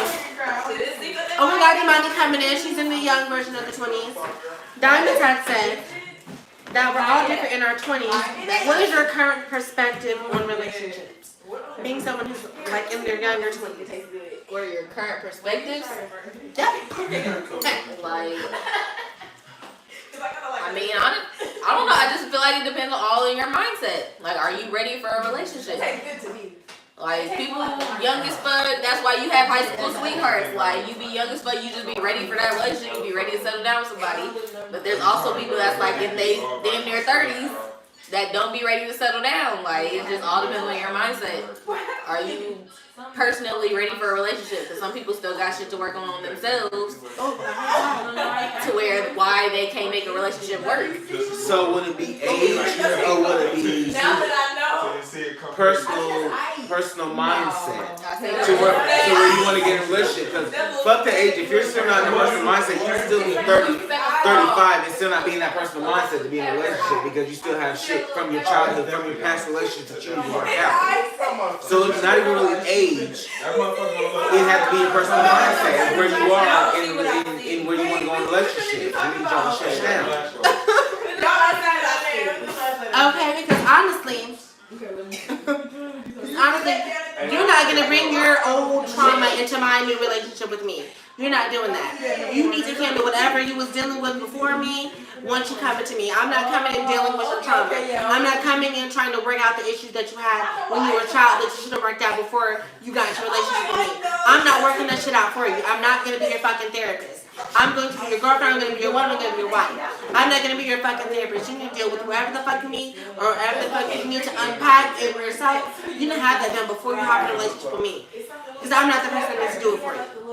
I'm not your mama and I'm not your therapist. I'm your woman. I'm here to hold you down. I'm not here to sit up here and unpack your trauma with you. You should have done that before you got in a relationship with me. That's why you need to know yourself and you deal with your issues before you get into relationships. Because when you're carrying baggage and old shit from your past relationships, from your childhood and all that shit like that into your new relationship, you're carrying all that animosity, all that negative energy, all that types of bullshit, and all that shit can fuck your relationship up because you didn't deal with that before you got into a relationship with somebody. I gotta use it flash.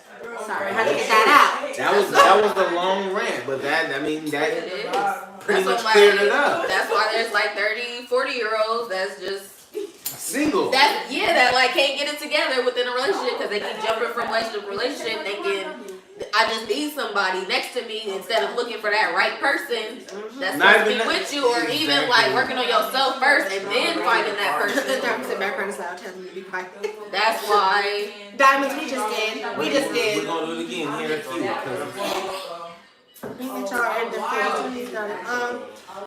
My parents tried it and we was not having it. Oh my God, women and Shanice, I thought y'all parents would have been on board with y'all. Definitely. I definitely thought the parents would, because y'all knew each other for forever.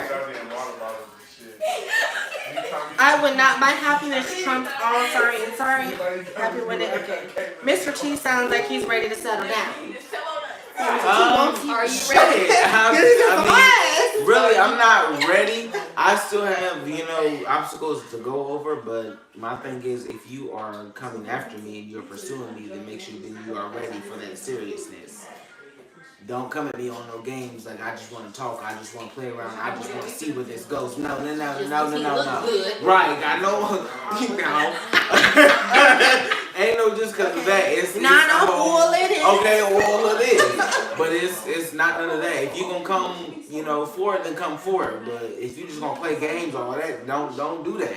I'm not for the games. I'm not really ready to settle down because I have not settled down in myself. Like myself has not settled down because I still have stuff that I want to overcome. But when I do settle down, that don't mean when I settle down I want to immediately have kids. I can still settle down. I can still settle down and still work on myself and my goals and my aspirations and shit that I want to do. So that's when it comes to me. When I want to say you gotta understand me. Before you want to settle down with me, you gotta understand where I'm coming from, what I want to do. Because facts. In my life, in 26 and where I'm going right now, this is what I'm worried about is me. So, what about what are you? Okay, same. Okay. What about what's best for me? What about how I feel? What about it? What about me? What about me? I'm just playing. Okay. Okay, little junior girl's mama. Okay, I hate people with baggage. That's annoying. Baggage is not the problem. Baggage is how you, because everybody has baggage. to let Depends somebody- on what age Come on, group Miami. you are. Depending on what age you are, everybody has baggage on how they went through life. It ain't gotta be big baggage or heavy baggage, but everybody has baggage. So you can't hate everybody with baggage because you'll end up alone and by yourself with some cats. Calm down. If you really, Sorry, Shanice. What about Dinner in California. but yeah, you can't worry about baggage. That's why I'm like, it's just all personal. Like, are you ready for a relationship?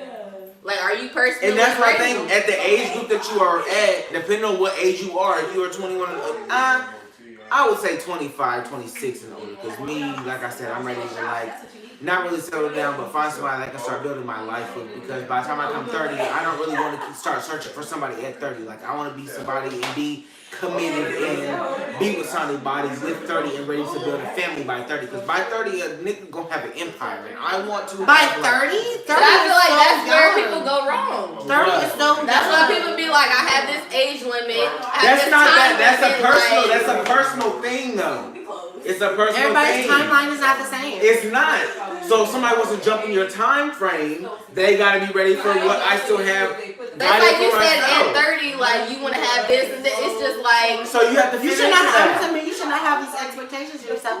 At 30, thinking if I don't get this done by 30, then I fail. If I don't get this done by 30, That's not my. I'm not going to think that I fail, but by 30, that's what I want to have. That's an expectation. that's a goal. Okay, goal. We'll say goal. Say Because goal. goal and expectation are two different things. I'll say that. a It's a goal, but it's goal like, that I are you want. ready for that? At 30. Like at 30, At you can 30? still be dealing with past relationships, past shit 30 that is happened. still young, Like Taylor. 30, you can still be But at worried my about age, shit. that's what I'm saying. It's a personal preference. Right now, where I am at 30, I can worry about an empire or building something right now and be cool. I have 4 years to, I'll be cool within them 4 years to figure out what I want to do. But if somebody wants to jump into that in the middle of that, they have to figure out that that's my goal by 30. By 30, that's what I want to do. So if you're going to jump in the middle of that, you have to You realize need to be that ready to have kids by 30. not even that. You have to realize that you may become in between things and you may be put out of things because that's my goal by 30. Yeah, okay, I'm just That's what I'm into saying. my By 30 30, that's what, village. exactly.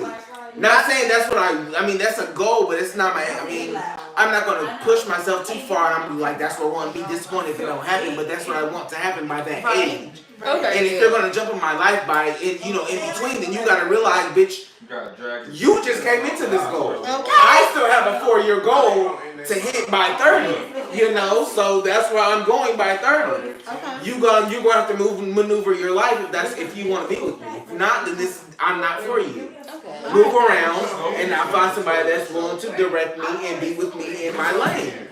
You're not in my lane, so therefore, scooch over to the next lane. That's where I feel like it's like a personal growth. Cause I feel like most people, I am growing, y'all. They're more focused on relationships. Yeah. Like they be like, I want to be married at this age, have kids by this age, this and that. Like you don't know if you're gonna be ready for that at that age. But let me ask you a You question. think by 25, I'm ready With for kids and the like LGBT community, with me being part of that, I don't have a focus on kids. I don't have a focus on marriage. Because I can get married at 50 and being a gay man and still be happy. But with me being that, with a straight woman being a straight woman and wanting to have kids and having to have a husband and all that, I don't have that. Yeah, I don't have that time frame. I don't have that time frame. Because I don't have eggs. I can do what the fuck I want. Or you can pop a kid out at 50.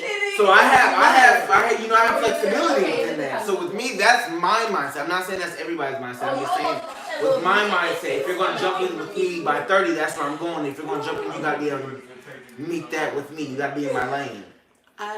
But it comes different to every person. It comes different to you. It comes different to you. It comes different to them over there. It comes different to everybody. It comes different to everybody. Okay. A person's meant. Okay, so wait. I feel like I missed a lot. Probably what you did. I missed a lot. I'm in fact, come on, Jabari Curtis is supposed to love me.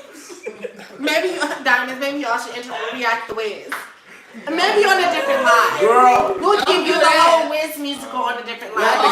we'll have to get a bigger camera and a whole different scene. Okay. A whole Maybe scenery. some more actors in the back. Move this couch out there, okay? Because we do need backsters. Thank you. Catch this and I'm behind. Backsters. Sweet things let me tell you that. Okay, don't. Okay. Come from a different place. And I know you travel. Stop. Okay, we're done. Okay. Diamond said, how important is communication in a relationship? How far it is? You go ahead and put the order in? Very. Very important. How important is what? Communication. It's the top number one thing in a relationship. If you don't have communication, and they say if you don't have trust, you don't have nothing. But if you don't have trust and communication, you have nothing. Because you can have trust and the communication is bad and off, you still don't have anything. Because your trust is going to go off that communication. How well can you communicate? How well can you tell me things? Where are you? Who have you been with? Like, What time you coming home? exactly. And it's that the communication goes with the trust. It's all hand in hand. Real shit. What are they talking Blah, blah, about? blah. You not in tune with the life. You're not paying Is attention. it That's truly what- important along with trust You're and not- two most crucial aspects of relationships? It's shot time. Those What two about things. communication? Pour 'em up. What about communication? Come on, Melvin. Yes, Pour me communication is the one. most important thing. Communication and trust goes hand in hand. If you can't I'm a person in my communicate, mid-20s, trust every time to somebody, start a long-term relationship. But mid-20s is a good time to start a long-term relationship. That's what I'm saying. I'm not gonna say it's the perfect time because it's personal. That's what like you can have It's people. subjective. That's where it's like you have your people in your 30s that's like dealing with shit from their 20s like that they ain't not over. Exactly. So that means But it's they a self-care thing. But it's like they just got over it. Like fuck it, I'm just gonna move on to the next person. Like thinking they gonna make my life right. Like no, you have to you make have to your deal life with it right yourself. before you have somebody else come into that. Because now you're just adding turmoil and fire to the turmoil. Like That's really, literally. Listen, And there you keep little going. fires everywhere. And now she needs a promotion. So then after that, and you're just lighting the fire, and Oh, yeah, it's just come on, Andrea. it's Like if igniting you just keep everything. going, you could go into your 40s. Like I still ain't got over that time. Like I'm just moving on from person to person, thinking they gonna keep making my And life then better. when they snap, Woo! it's a whole big thing. Not Cause you gonna be like, okay, maybe that wasn't the person for me. Maybe this person gonna help me out. It's not that person. Okay, maybe this person gonna help me out. Like no, you have to personally It's you. It's help not yourself. It's you. before you have anybody else come into that. Thank you. Y'all see this part about my siblings, y'all. Because they're giving you real talk, real tea from different perspectives of their 20s. From your late 20s to your early 20s. And my whole ass is in the middle. Okay? I'm in the middle. I'm at 26 too. I'm still in the middle. Okay, we're kind of about to go together. Oh, you're wow. the Bitches. Blah, blah, blah. I just need consistency. I'm no longer reaching out, extending a hand of union, and someone is playing yes, no, or maybe so with my time, not an option. Hell yeah. Yeah, if they playing with you and you too old for the You game, too old for then that. don't let them play with you. That's like Period. old, but like Period. when you're grown and you're an adult and you're about your shit, you're on your job, you're on paying, but like you can just get too grown for playing games of well maybe I'll come up today, maybe I won't. Well we're still in the talking stage, so You can be 22 X, Y, and and Z, still you about can't your be game. mad about like fuck all that shit. You still, I mean, you can be 22, 23 and still know what you want in your games. You just gotta be about that shit and not let nobody distract you. Keep going. I need to know brother's birth chart because we are aligned. Yes, What's y'all my need to get his birth I'm a chart. Gemini. I don't know. Like, I don't know anything about He's a astrology, Gemini. but I'm He a was born in Gemini. 93. June 8th, 1993. So figure out that shit and let me know. Like, please, because I don't know. Okay, will somebody let me know? Okay, blah, blah, blah. Let's see what's going on. Love is ageless. Never know when true love will come. That is very true. That's You can very find true. love at any At age. any age. At It could any be your age. soulmate at any age because you Any fucked around age. with the wrong people and kept fucking around with them because you were chasing love and chasing so much affection that you wanted. And you were chasing what you wanted and not what you needed. And you fucking around with the wrong people. Yes, definitely. Amen. Jabari, if I date for long term in my 20s, then we have to live together because I need to see how you live and what's the tea because that's where people are most vulnerable. Hey. Then I make decisions from there. In like 5 minutes. It's like, yeah, let's marry. Yes, I would like to experience that as well. Right. I want Pause. routines It's and patterns. Jabari. He said he wants to 20s. experience If people I like date for long term, Your 20s are where you want to experiment. Your 20s is not where you want to settle down and find anyone. Captain, get the fuck away from that. You don't want to find someone. I don't know.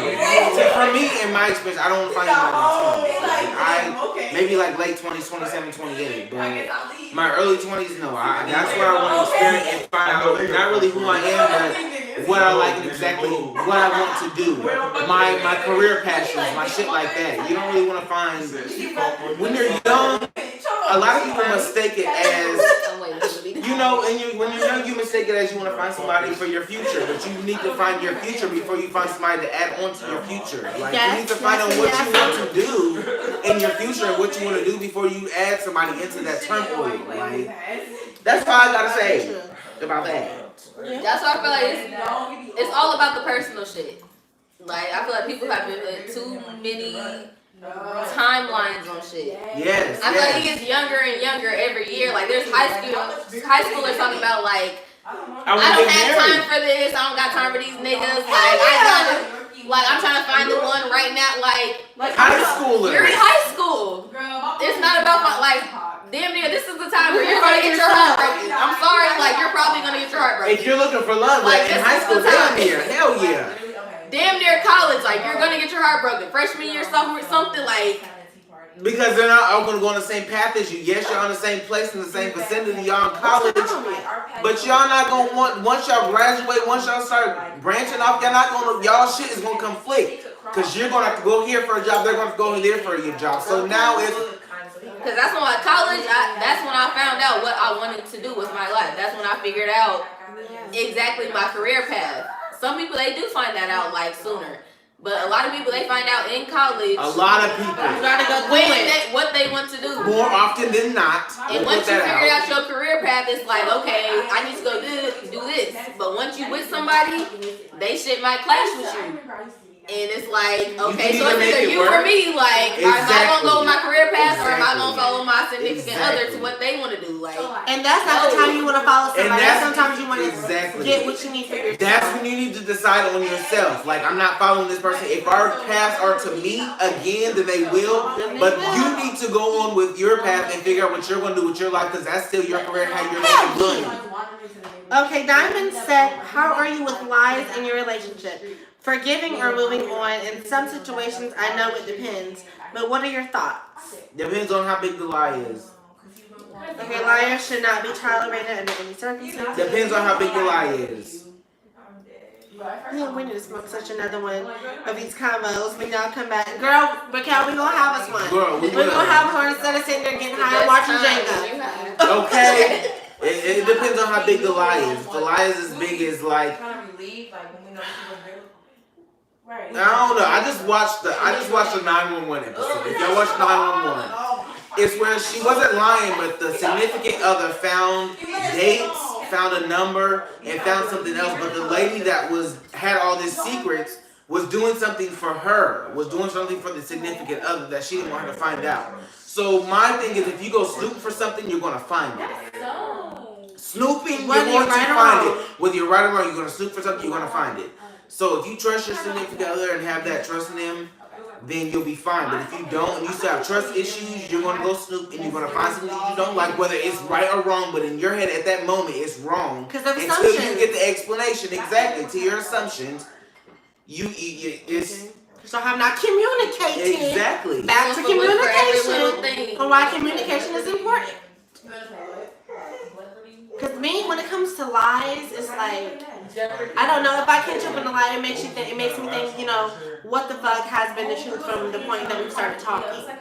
Like, why have you lied to me about this, X, Y, and Z, but how do I know you're not lying to me about this, this, and this? Like, when you start lying, you have to keep building upon that lie to cover that up, and then it's lie on top of lie on top of lie on top of lie. Instead of just coming to me with the truth. If you said you loved me, you would give me the truth. If you trusted me, you would give me the truth. If you could communicate with me, you would give me the truth about what needs to be said. Whether you're feeling like, I don't want somebody that, you know, that thinks they have to lie to me because they think of how I'm going to react. We should have that trust, we have that communication to where you can tell me anything that you want, even though regardless if it hurts my feelings or not. I still want to hear it. I don't want you to lie about it and then me find out through somebody else or somehow later down the line that you lied about this, and now I'm like, well, damn, nigga, what the fuck else you lie about? Exactly. Okay, guys. Very true. These are her dogs. But they were so. So y'all keep it going. She had puppies, and her puppies were so cute. I don't know. Come and What go, Right, bring when we it. started. Biggest mistake I made was trying to find my soulmate in my 20s. I've learned that's not for me. It isn't my time. Wait, what happened? What? One more time. Sorry. For me, that's where I say, like, it's not the timeline. People need to stop focusing on the timeline. Like, I want to have kids by this age. I want to be married by this age. I want to do this by this age. Like, you never know what's going to happen in life. It's always gonna That's fail on going to your fuck that up. timeline. Like, Don't focus on that because it's always going to end in turmoil. Like you got your set, you got your goals, but something happens, life happens, damn near, and then the shit takes you on a different course, and now you're stressed about the plan that you had. Like stop making end goals for yourself in your 20s. Your 20s are just your trials and tribulations. What are they called? Trials and errors. Trials and errors in your 20s. By the time you're 26 or 27, 28, going into your 30s, you'll be ready and you'll know what the fuck you want. Cause that's where I am a lot. Like I'm a, it is what it is type of person.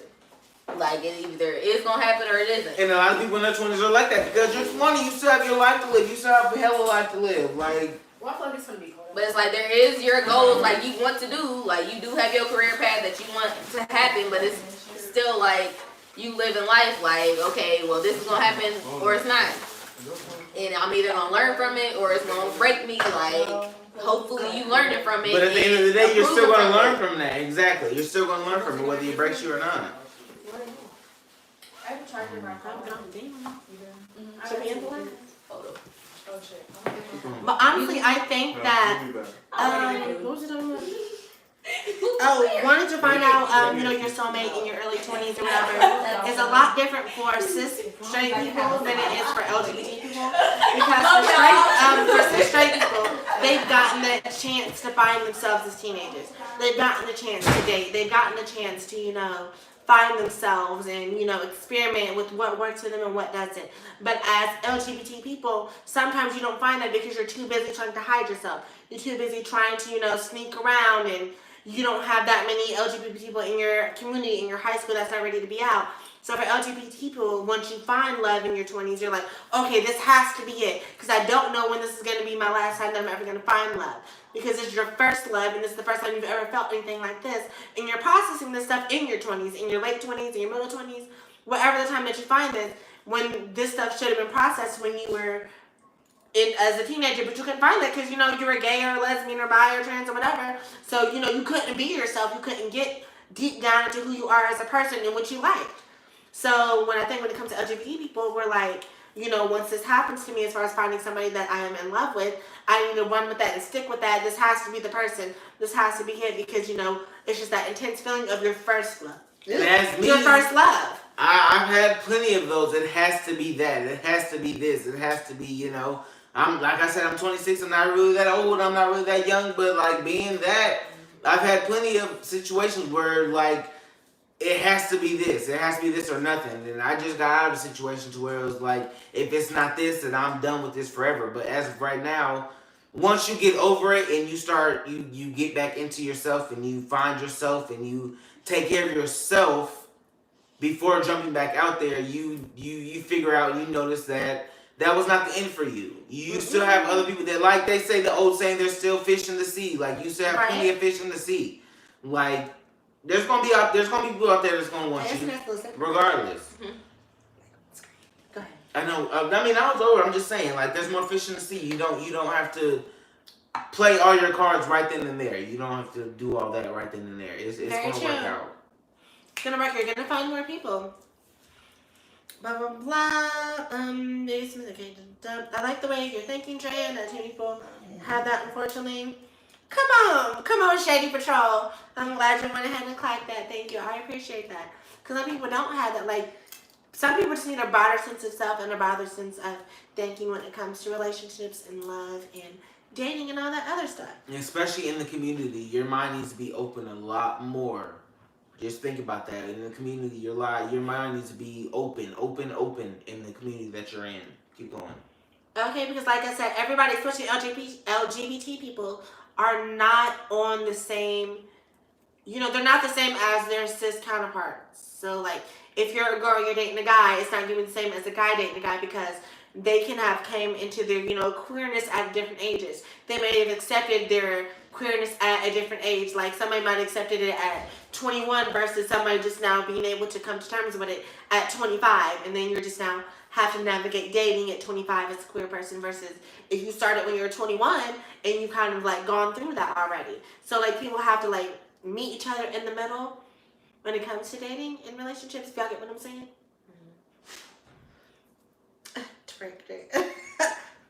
Oh, okay. What are y'all deal breakers? So when it comes to dating, what are your deal breakers? Liars. Woo. Liars, liars, liars, liars, liars. We clear no chill party, sorry. Liars. It could be a white lie, it could be a little lie. Liars, liars. Bad communicators. Liars and bad communicators. If you can't communicate well, I can't talk to you. If you don't know how to talk to me and explain how you're feeling, I can't talk to you. Which I'm bad at that as well, so that's probably why it's one of my pet peeves. Like, if you can't communicate with me, then I can't communicate with you, and then the shit's just all over the place. And lying, like I said, white lies, big lies, don't lie. Just tell me the truth and we can figure it out, from there. But the lies, like she said before, they just build onto more lies and it just gets bigger and bigger.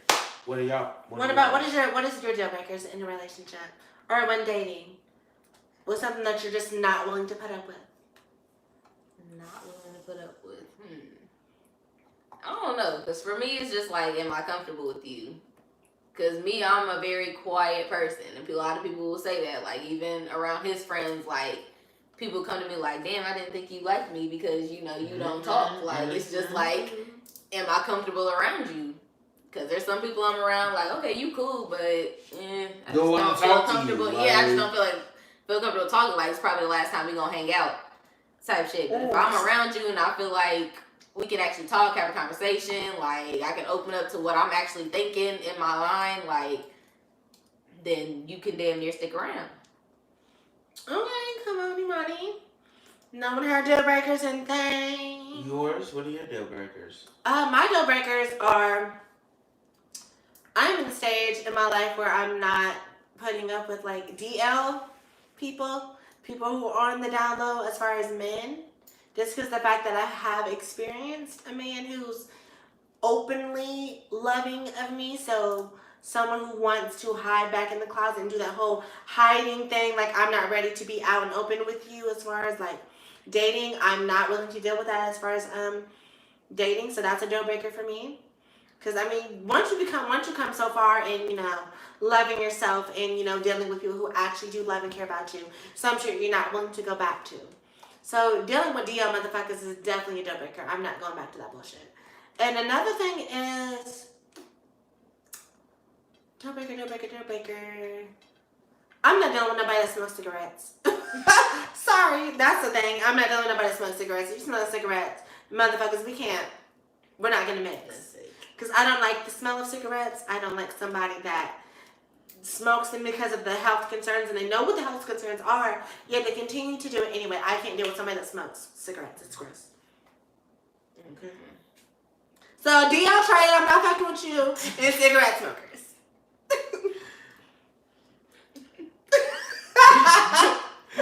Okay, what to say?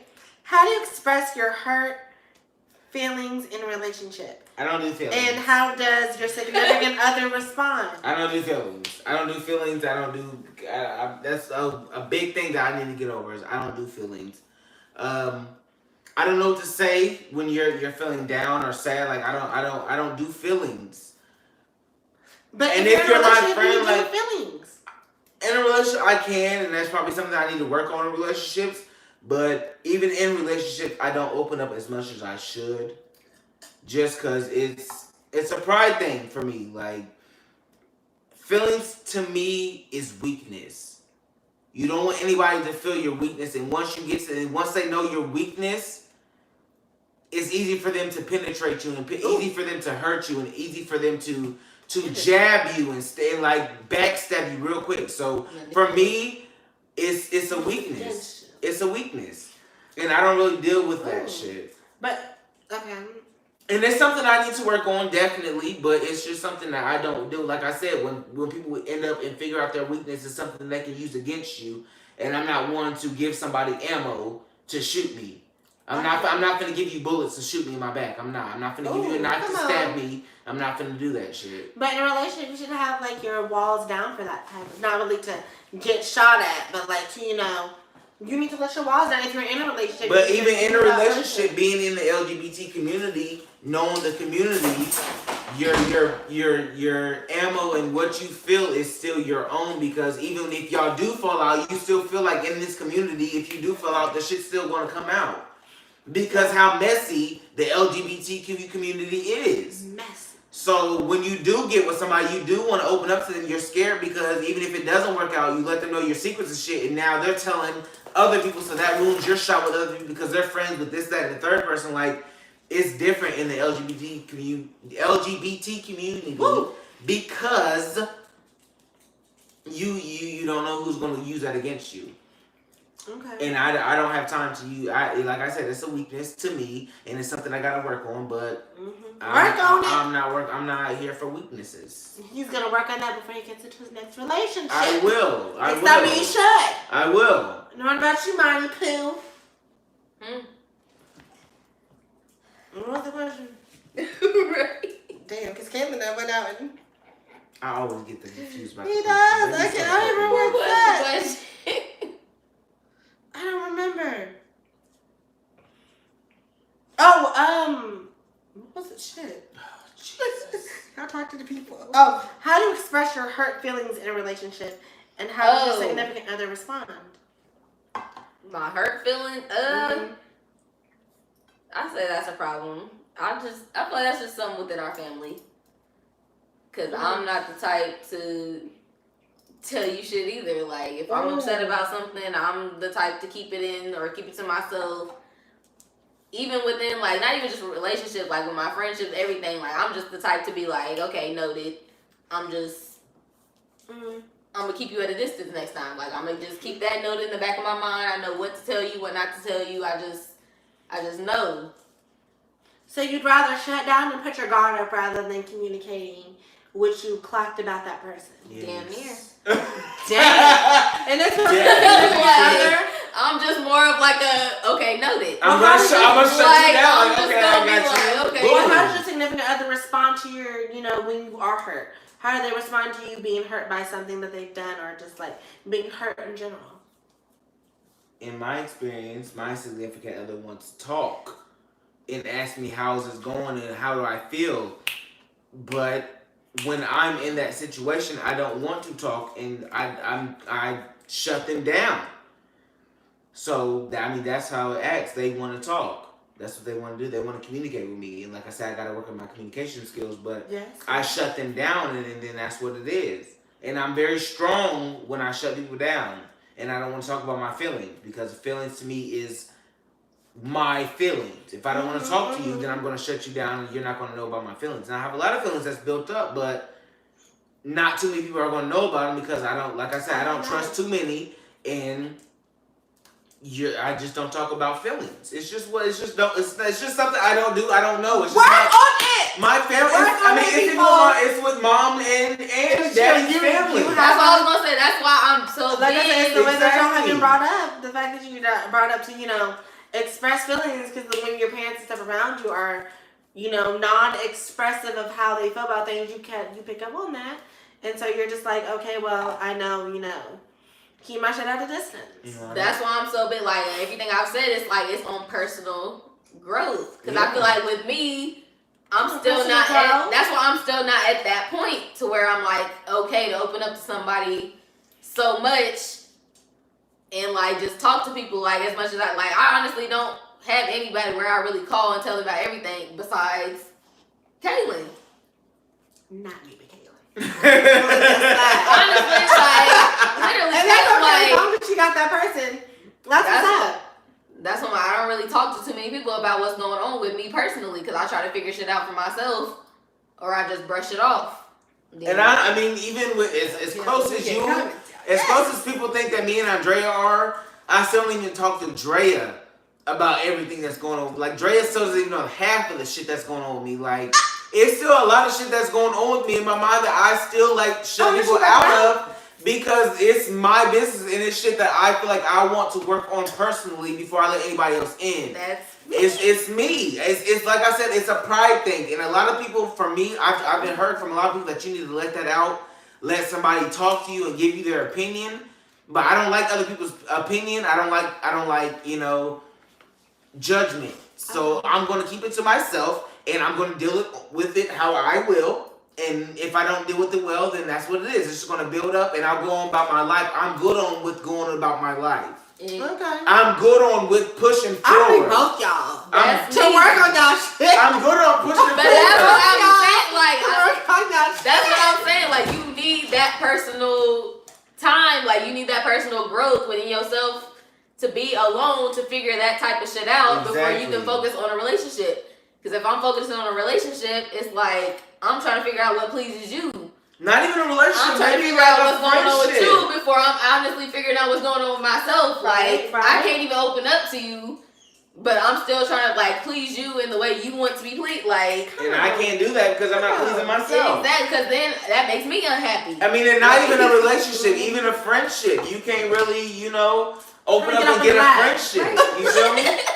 Without, you know, opening up completely, because a lot of people friendships is deeper than a relationship. It's I didn't even know you, so it's I don't know. It's a lot when it comes to opening up, and I just feel like our Morgan clan doesn't do a lot of opening up, so it's probably a genetic thing. That's why I feel like it's like a family She thing. don't either. I was about to say it's a family thing to where I do. Don't do that. Don't do me. I mean, don't do me. Our family. No, I'll say our family ain't never really had no like open-hearted relationships. No. Outspoken relationship, like no. Like when we Okay, had the problems or the Morgans. If you want to talk about when it, we had problems, we kind of laugh through it. We just get over it. We be like, okay, that's what's going on with it. Like we just gonna move past it and be okay. And if you want to go deeper, you can go deeper, but nobody ever goes deeper. Even though you know you should. Exactly. Like, Exactly. That's why I feel like that's just like a personal thing. It is. That we need to fix. A lot of people. What's going on? Let me get my opinion back. Let's get Okay, up on get your that. opinion. No, I mean, I feel like I am a good communicator as far as relationships work. Do you? Relationships, Okay. yes. It is my boyfriend who's kind of bad at communicating because I'm the person who wants to talk things out. I'm the person who wants to, you know, I just want to know what you're thinking. Like when we're arguing or something, I'm like, okay, so what's going on? What's wrong with you? He'll sit there in silence and like ignore me, but like he'll still be in my presence, and that pisses me off. Cause I'm like, if you wanted to sit up here and be upset in my face, you can go. Cause I'm up here trying to get to the bottom of whatever you're going through, and so we can resolve it. I'm someone who wants to have the shit resolved. I don't want you to sit here and be mad at me. Cause you're standing here being mad at me and you're being in my face. You could have kept that shit at home. You could have kept that negative energy. You could have walked out. So I'm like, if you're having an issue with me and I'm coming to you, talking to you, asking you what's wrong, asking you how what I said made you feel, and you're not giving that to me, that pisses me off. Because I will definitely let you know if you hurt my feelings. I'll definitely let you know, hey, look, what you said was fucked up. Don't say that shit again. Or don't talk to me that type of way. But he's on the, you know, defensive anger. He kind of has like an anger problem. So like when he shuts down and won't say anything, he'd rather just shut down and, you know, be to himself rather than communicating with me. And that pisses me off. And like y'all said, it's back to communication when it comes to shit like this. And there's also like, because I'll say with that situation, I'll probably be more like your boyfriend, where I'm more quiet. Just don't want to say shit. Because I feel like whatever I say is probably going to piss you off more. Or I know what I'm I feel like that's all I know what I'm going to say is you're not going to like or you're not going to agree with. And I want to avoid, like, I don't like confrontation.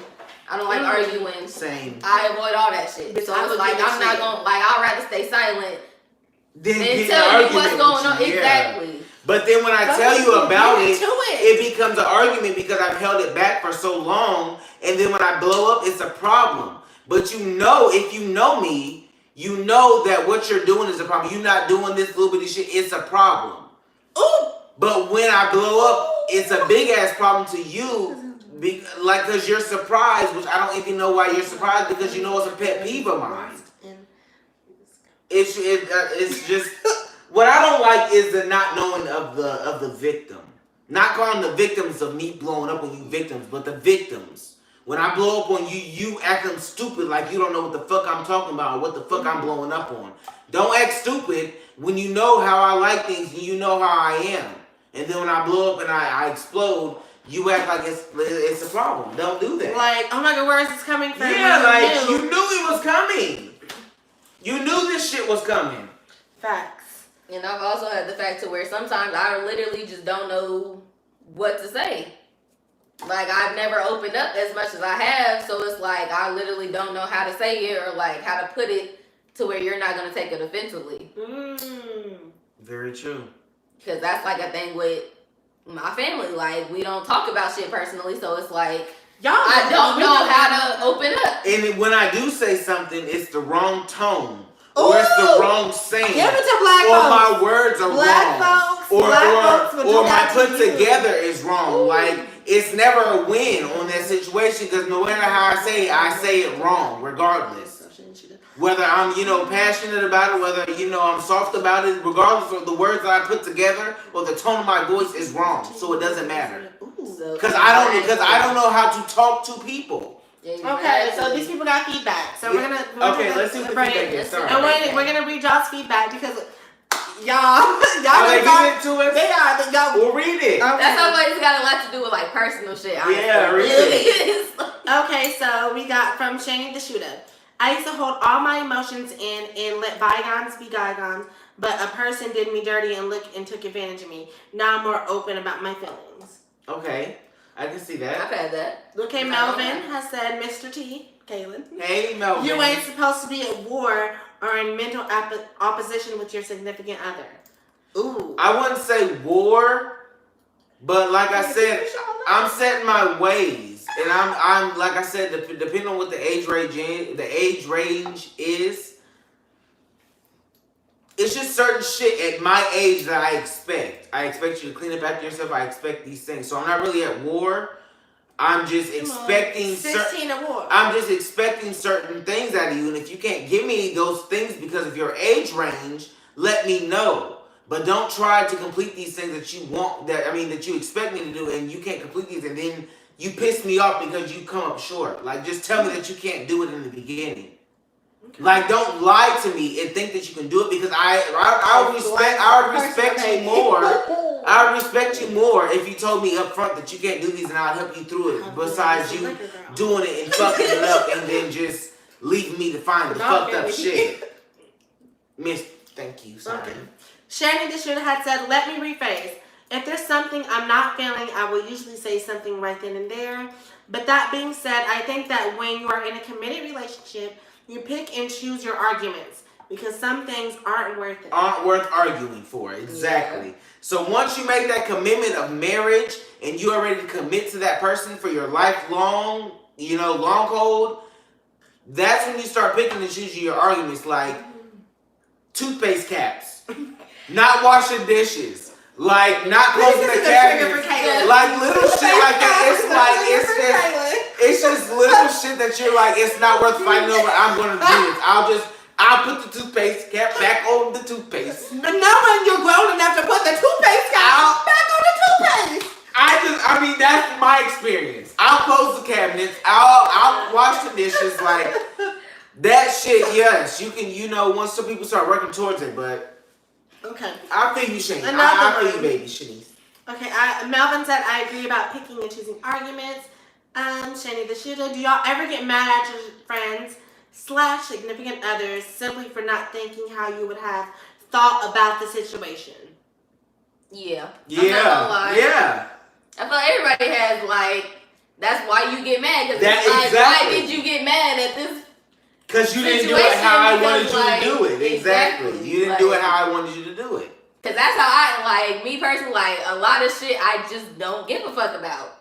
Like, not too much shit bothers me. Mm-hmm. Or if it does bother me, it's like, I'm going to keep it to myself, work it out in my head, and then I'm like, okay, honestly, that wasn't a big deal at that time. Like, it's not nothing to trip about. But some people, they take that shit to heart. They really fucking do. So I just be like, why did that bother you so much? Like, that wasn't that big of a deal to me. But to them, it is a big deal. So it's kind of like, I don't know, you just got to meet in the middle. Like, okay, now communication. day. Okay, next person. Okay, that's damn. King McQueen said that's where communication comes in. Same thing we said. I absolutely agree. Based on y'all's perceptions, do you feel like you've come across somebody who's tried to give that love to you, but you were in a different mindset, so you pushed them away? Yes.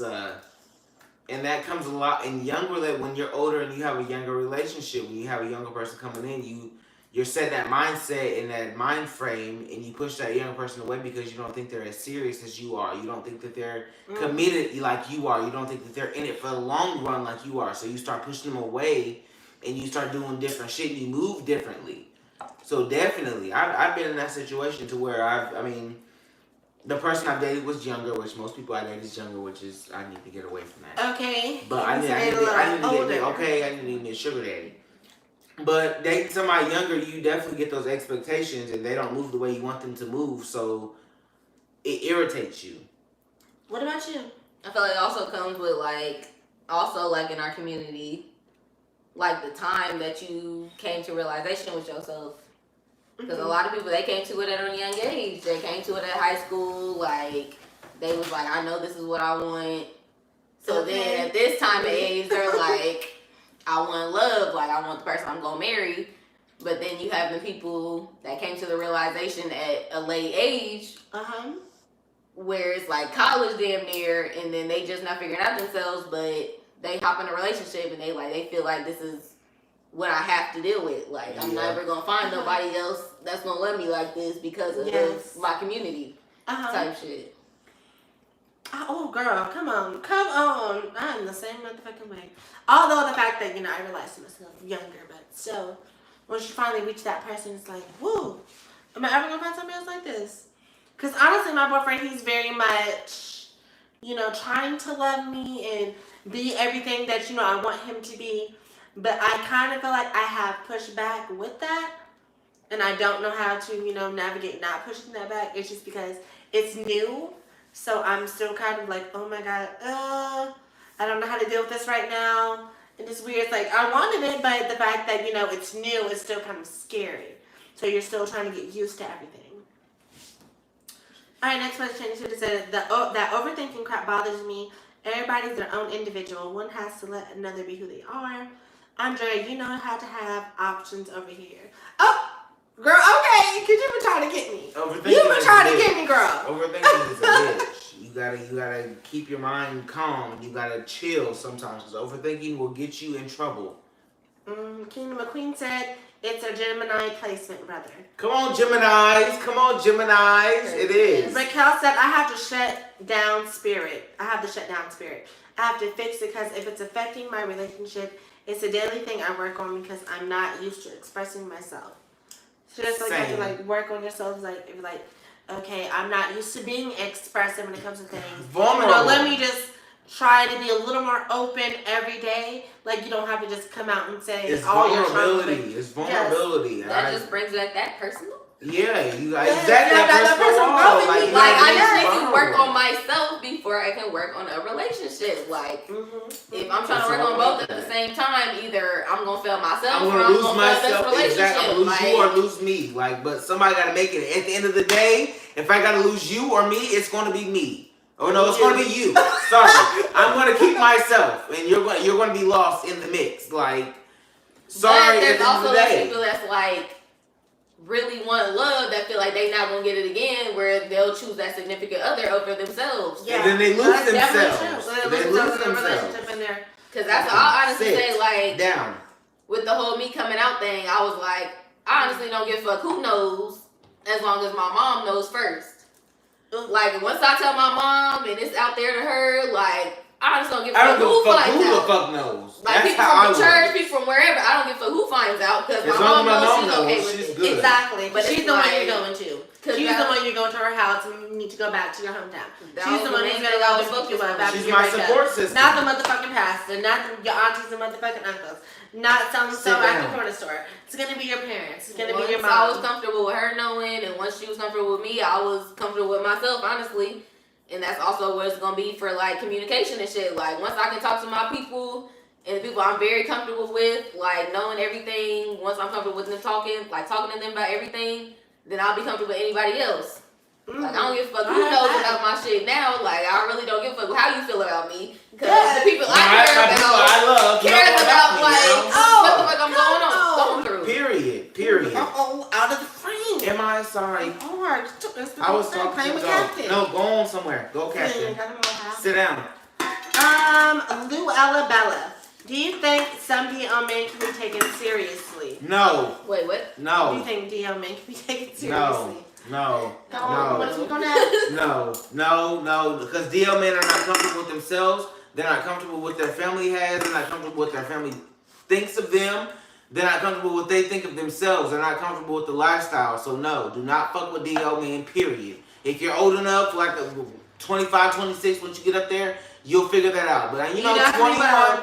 and first start getting into that, lifestyle, it's cool because DL trade is cute. it's cute. But at the end of the day, no, because what you want at the end of the day is a It's not steady. DL trade. Exactly. DL trade trade is is for not even everybody. cute. They're DL for trade- everybody. DL trade is community dick. DL trade is going to be the motherfucker you want to get a nut off of. Because that's all they want out of you. That's all DL trade is going to. Like I said, sorry y'all, we kind of messed up and went back and came back and good. But like I said, DL trade, they're not the ones that you want. DL trade is not going what to you want at use you all. for what you got and then get the fuck out. So that's not something you want. They cannot be taken seriously. Use them as the nut that they are and charge the motherfuckers and then add tax. Now, if you have the mindset for DL trade, yes. But if you do not, no. Right, if you're not looking for anything serious, if you're just looking to have sex, if you're just looking for that good nut, if you're just looking to, get your fix, then DL trade is what's for you. But if you're looking for a relationship and all that shit, it's not for you. Alright, y'all, we're gonna wrap up soon because, it's getting a little late, y'all. We are getting We're home. gonna wrap it So up. what's the last few? Okay, we're gonna wrap up the last few questions. I got a fucking kid. Blah, blah, blah. Shout out Christina Persona. Do you think y'all can be taken serious? Jay quit playing. Quit working for you. Melvin, I'm not trying to run from my man, but sometimes it happens. Diamond, you're walking cows, not you're gonna be blah. It depends on where Gentleman is mentally. Nurse Ratchet. Come on, Nurse Ratchet. Thanks for all tuning in. What if he loves you out loud, but he's scared when it comes to their family? Then he truly Then does he not don't love you truly out love loud. He's gonna love you out loud. Because he don't regardless. truly love himself if he can't expect his family. Boom. Is the girl in the red shirt your sister? Yes, it's my we're all sister and that's my siblings. brother. We're all siblings. We all have the same dad. They have the same mom. Boom. That's why we all look different, but they look exactly the same. Alright, so any last questions before we wrap this segment up? Because girl, we had a good conversation though. I could have honestly went to some more, but y'all, we got Cinco de Mayo folks over here. We trying to drink, eat, smell tacos before the Cinco de Mayo ends. But we definitely can do another live. We can go further on more of these conversations because I have at least 2 to 3 more topics to talk about. So, last questions, go ahead and put them down in the box. We love you I love you too, all. Cal. And thank you for In Luella Bella, once I end this live, you can go ahead and you can rewatch this whole thing because it's going to save to my video archive. So you can watch this thing once I sign off this live. every Tuesday at 10 p.m. Exactly, every Tuesday at 10, in between 10 and 10:30, because today we had technical difficulties. So 10:30-ish was the time that I started. So between 10 and 10:30 is when I'll be doing these lives every Tuesday at 10 to 10:30. Could you go live longer, Nurse Ratchet? Longer? Y'all, we've been on here for a good hour. We've been strong. 2 hours. What We've time? been on here for How much It is. about 3 hours. We've been Yeah, on here baby, about it's time 2.5 to hours. wrap It's time this to wrap mother it up. Okay. Yes, but We you probably know, could go all day. If We we could. honestly, we could go for a lot longer. We don't need Because to. like I said, we have more topics to talk about. We could have delved deeper into everything, but You just came in late, you girl. came in late, baby. Tuesdays at 10 to 10:30. That's when I'll be starting. And it'll go on for about an hour and a half to 2 We about to hours. sign off. Captain, Where y'all okay, from? make your debut. We're from Kokomo, Indiana. We're from Indiana, so yes. So I'm glad y'all stuck it out with us. Go ahead and like, comment, share, and subscribe. do what you need to do. I'm glad y'all enjoyed versus video. See you next Tuesday at 10 o'clock. And I'll put all of our descriptions of our social media in the bottom. Okay. Bye, y'all. Thanks for tuning in. I don't know how to end this. You have to end it up there. How to end it. Bye. Got awkward real quick. There we go. Say Move. It'll just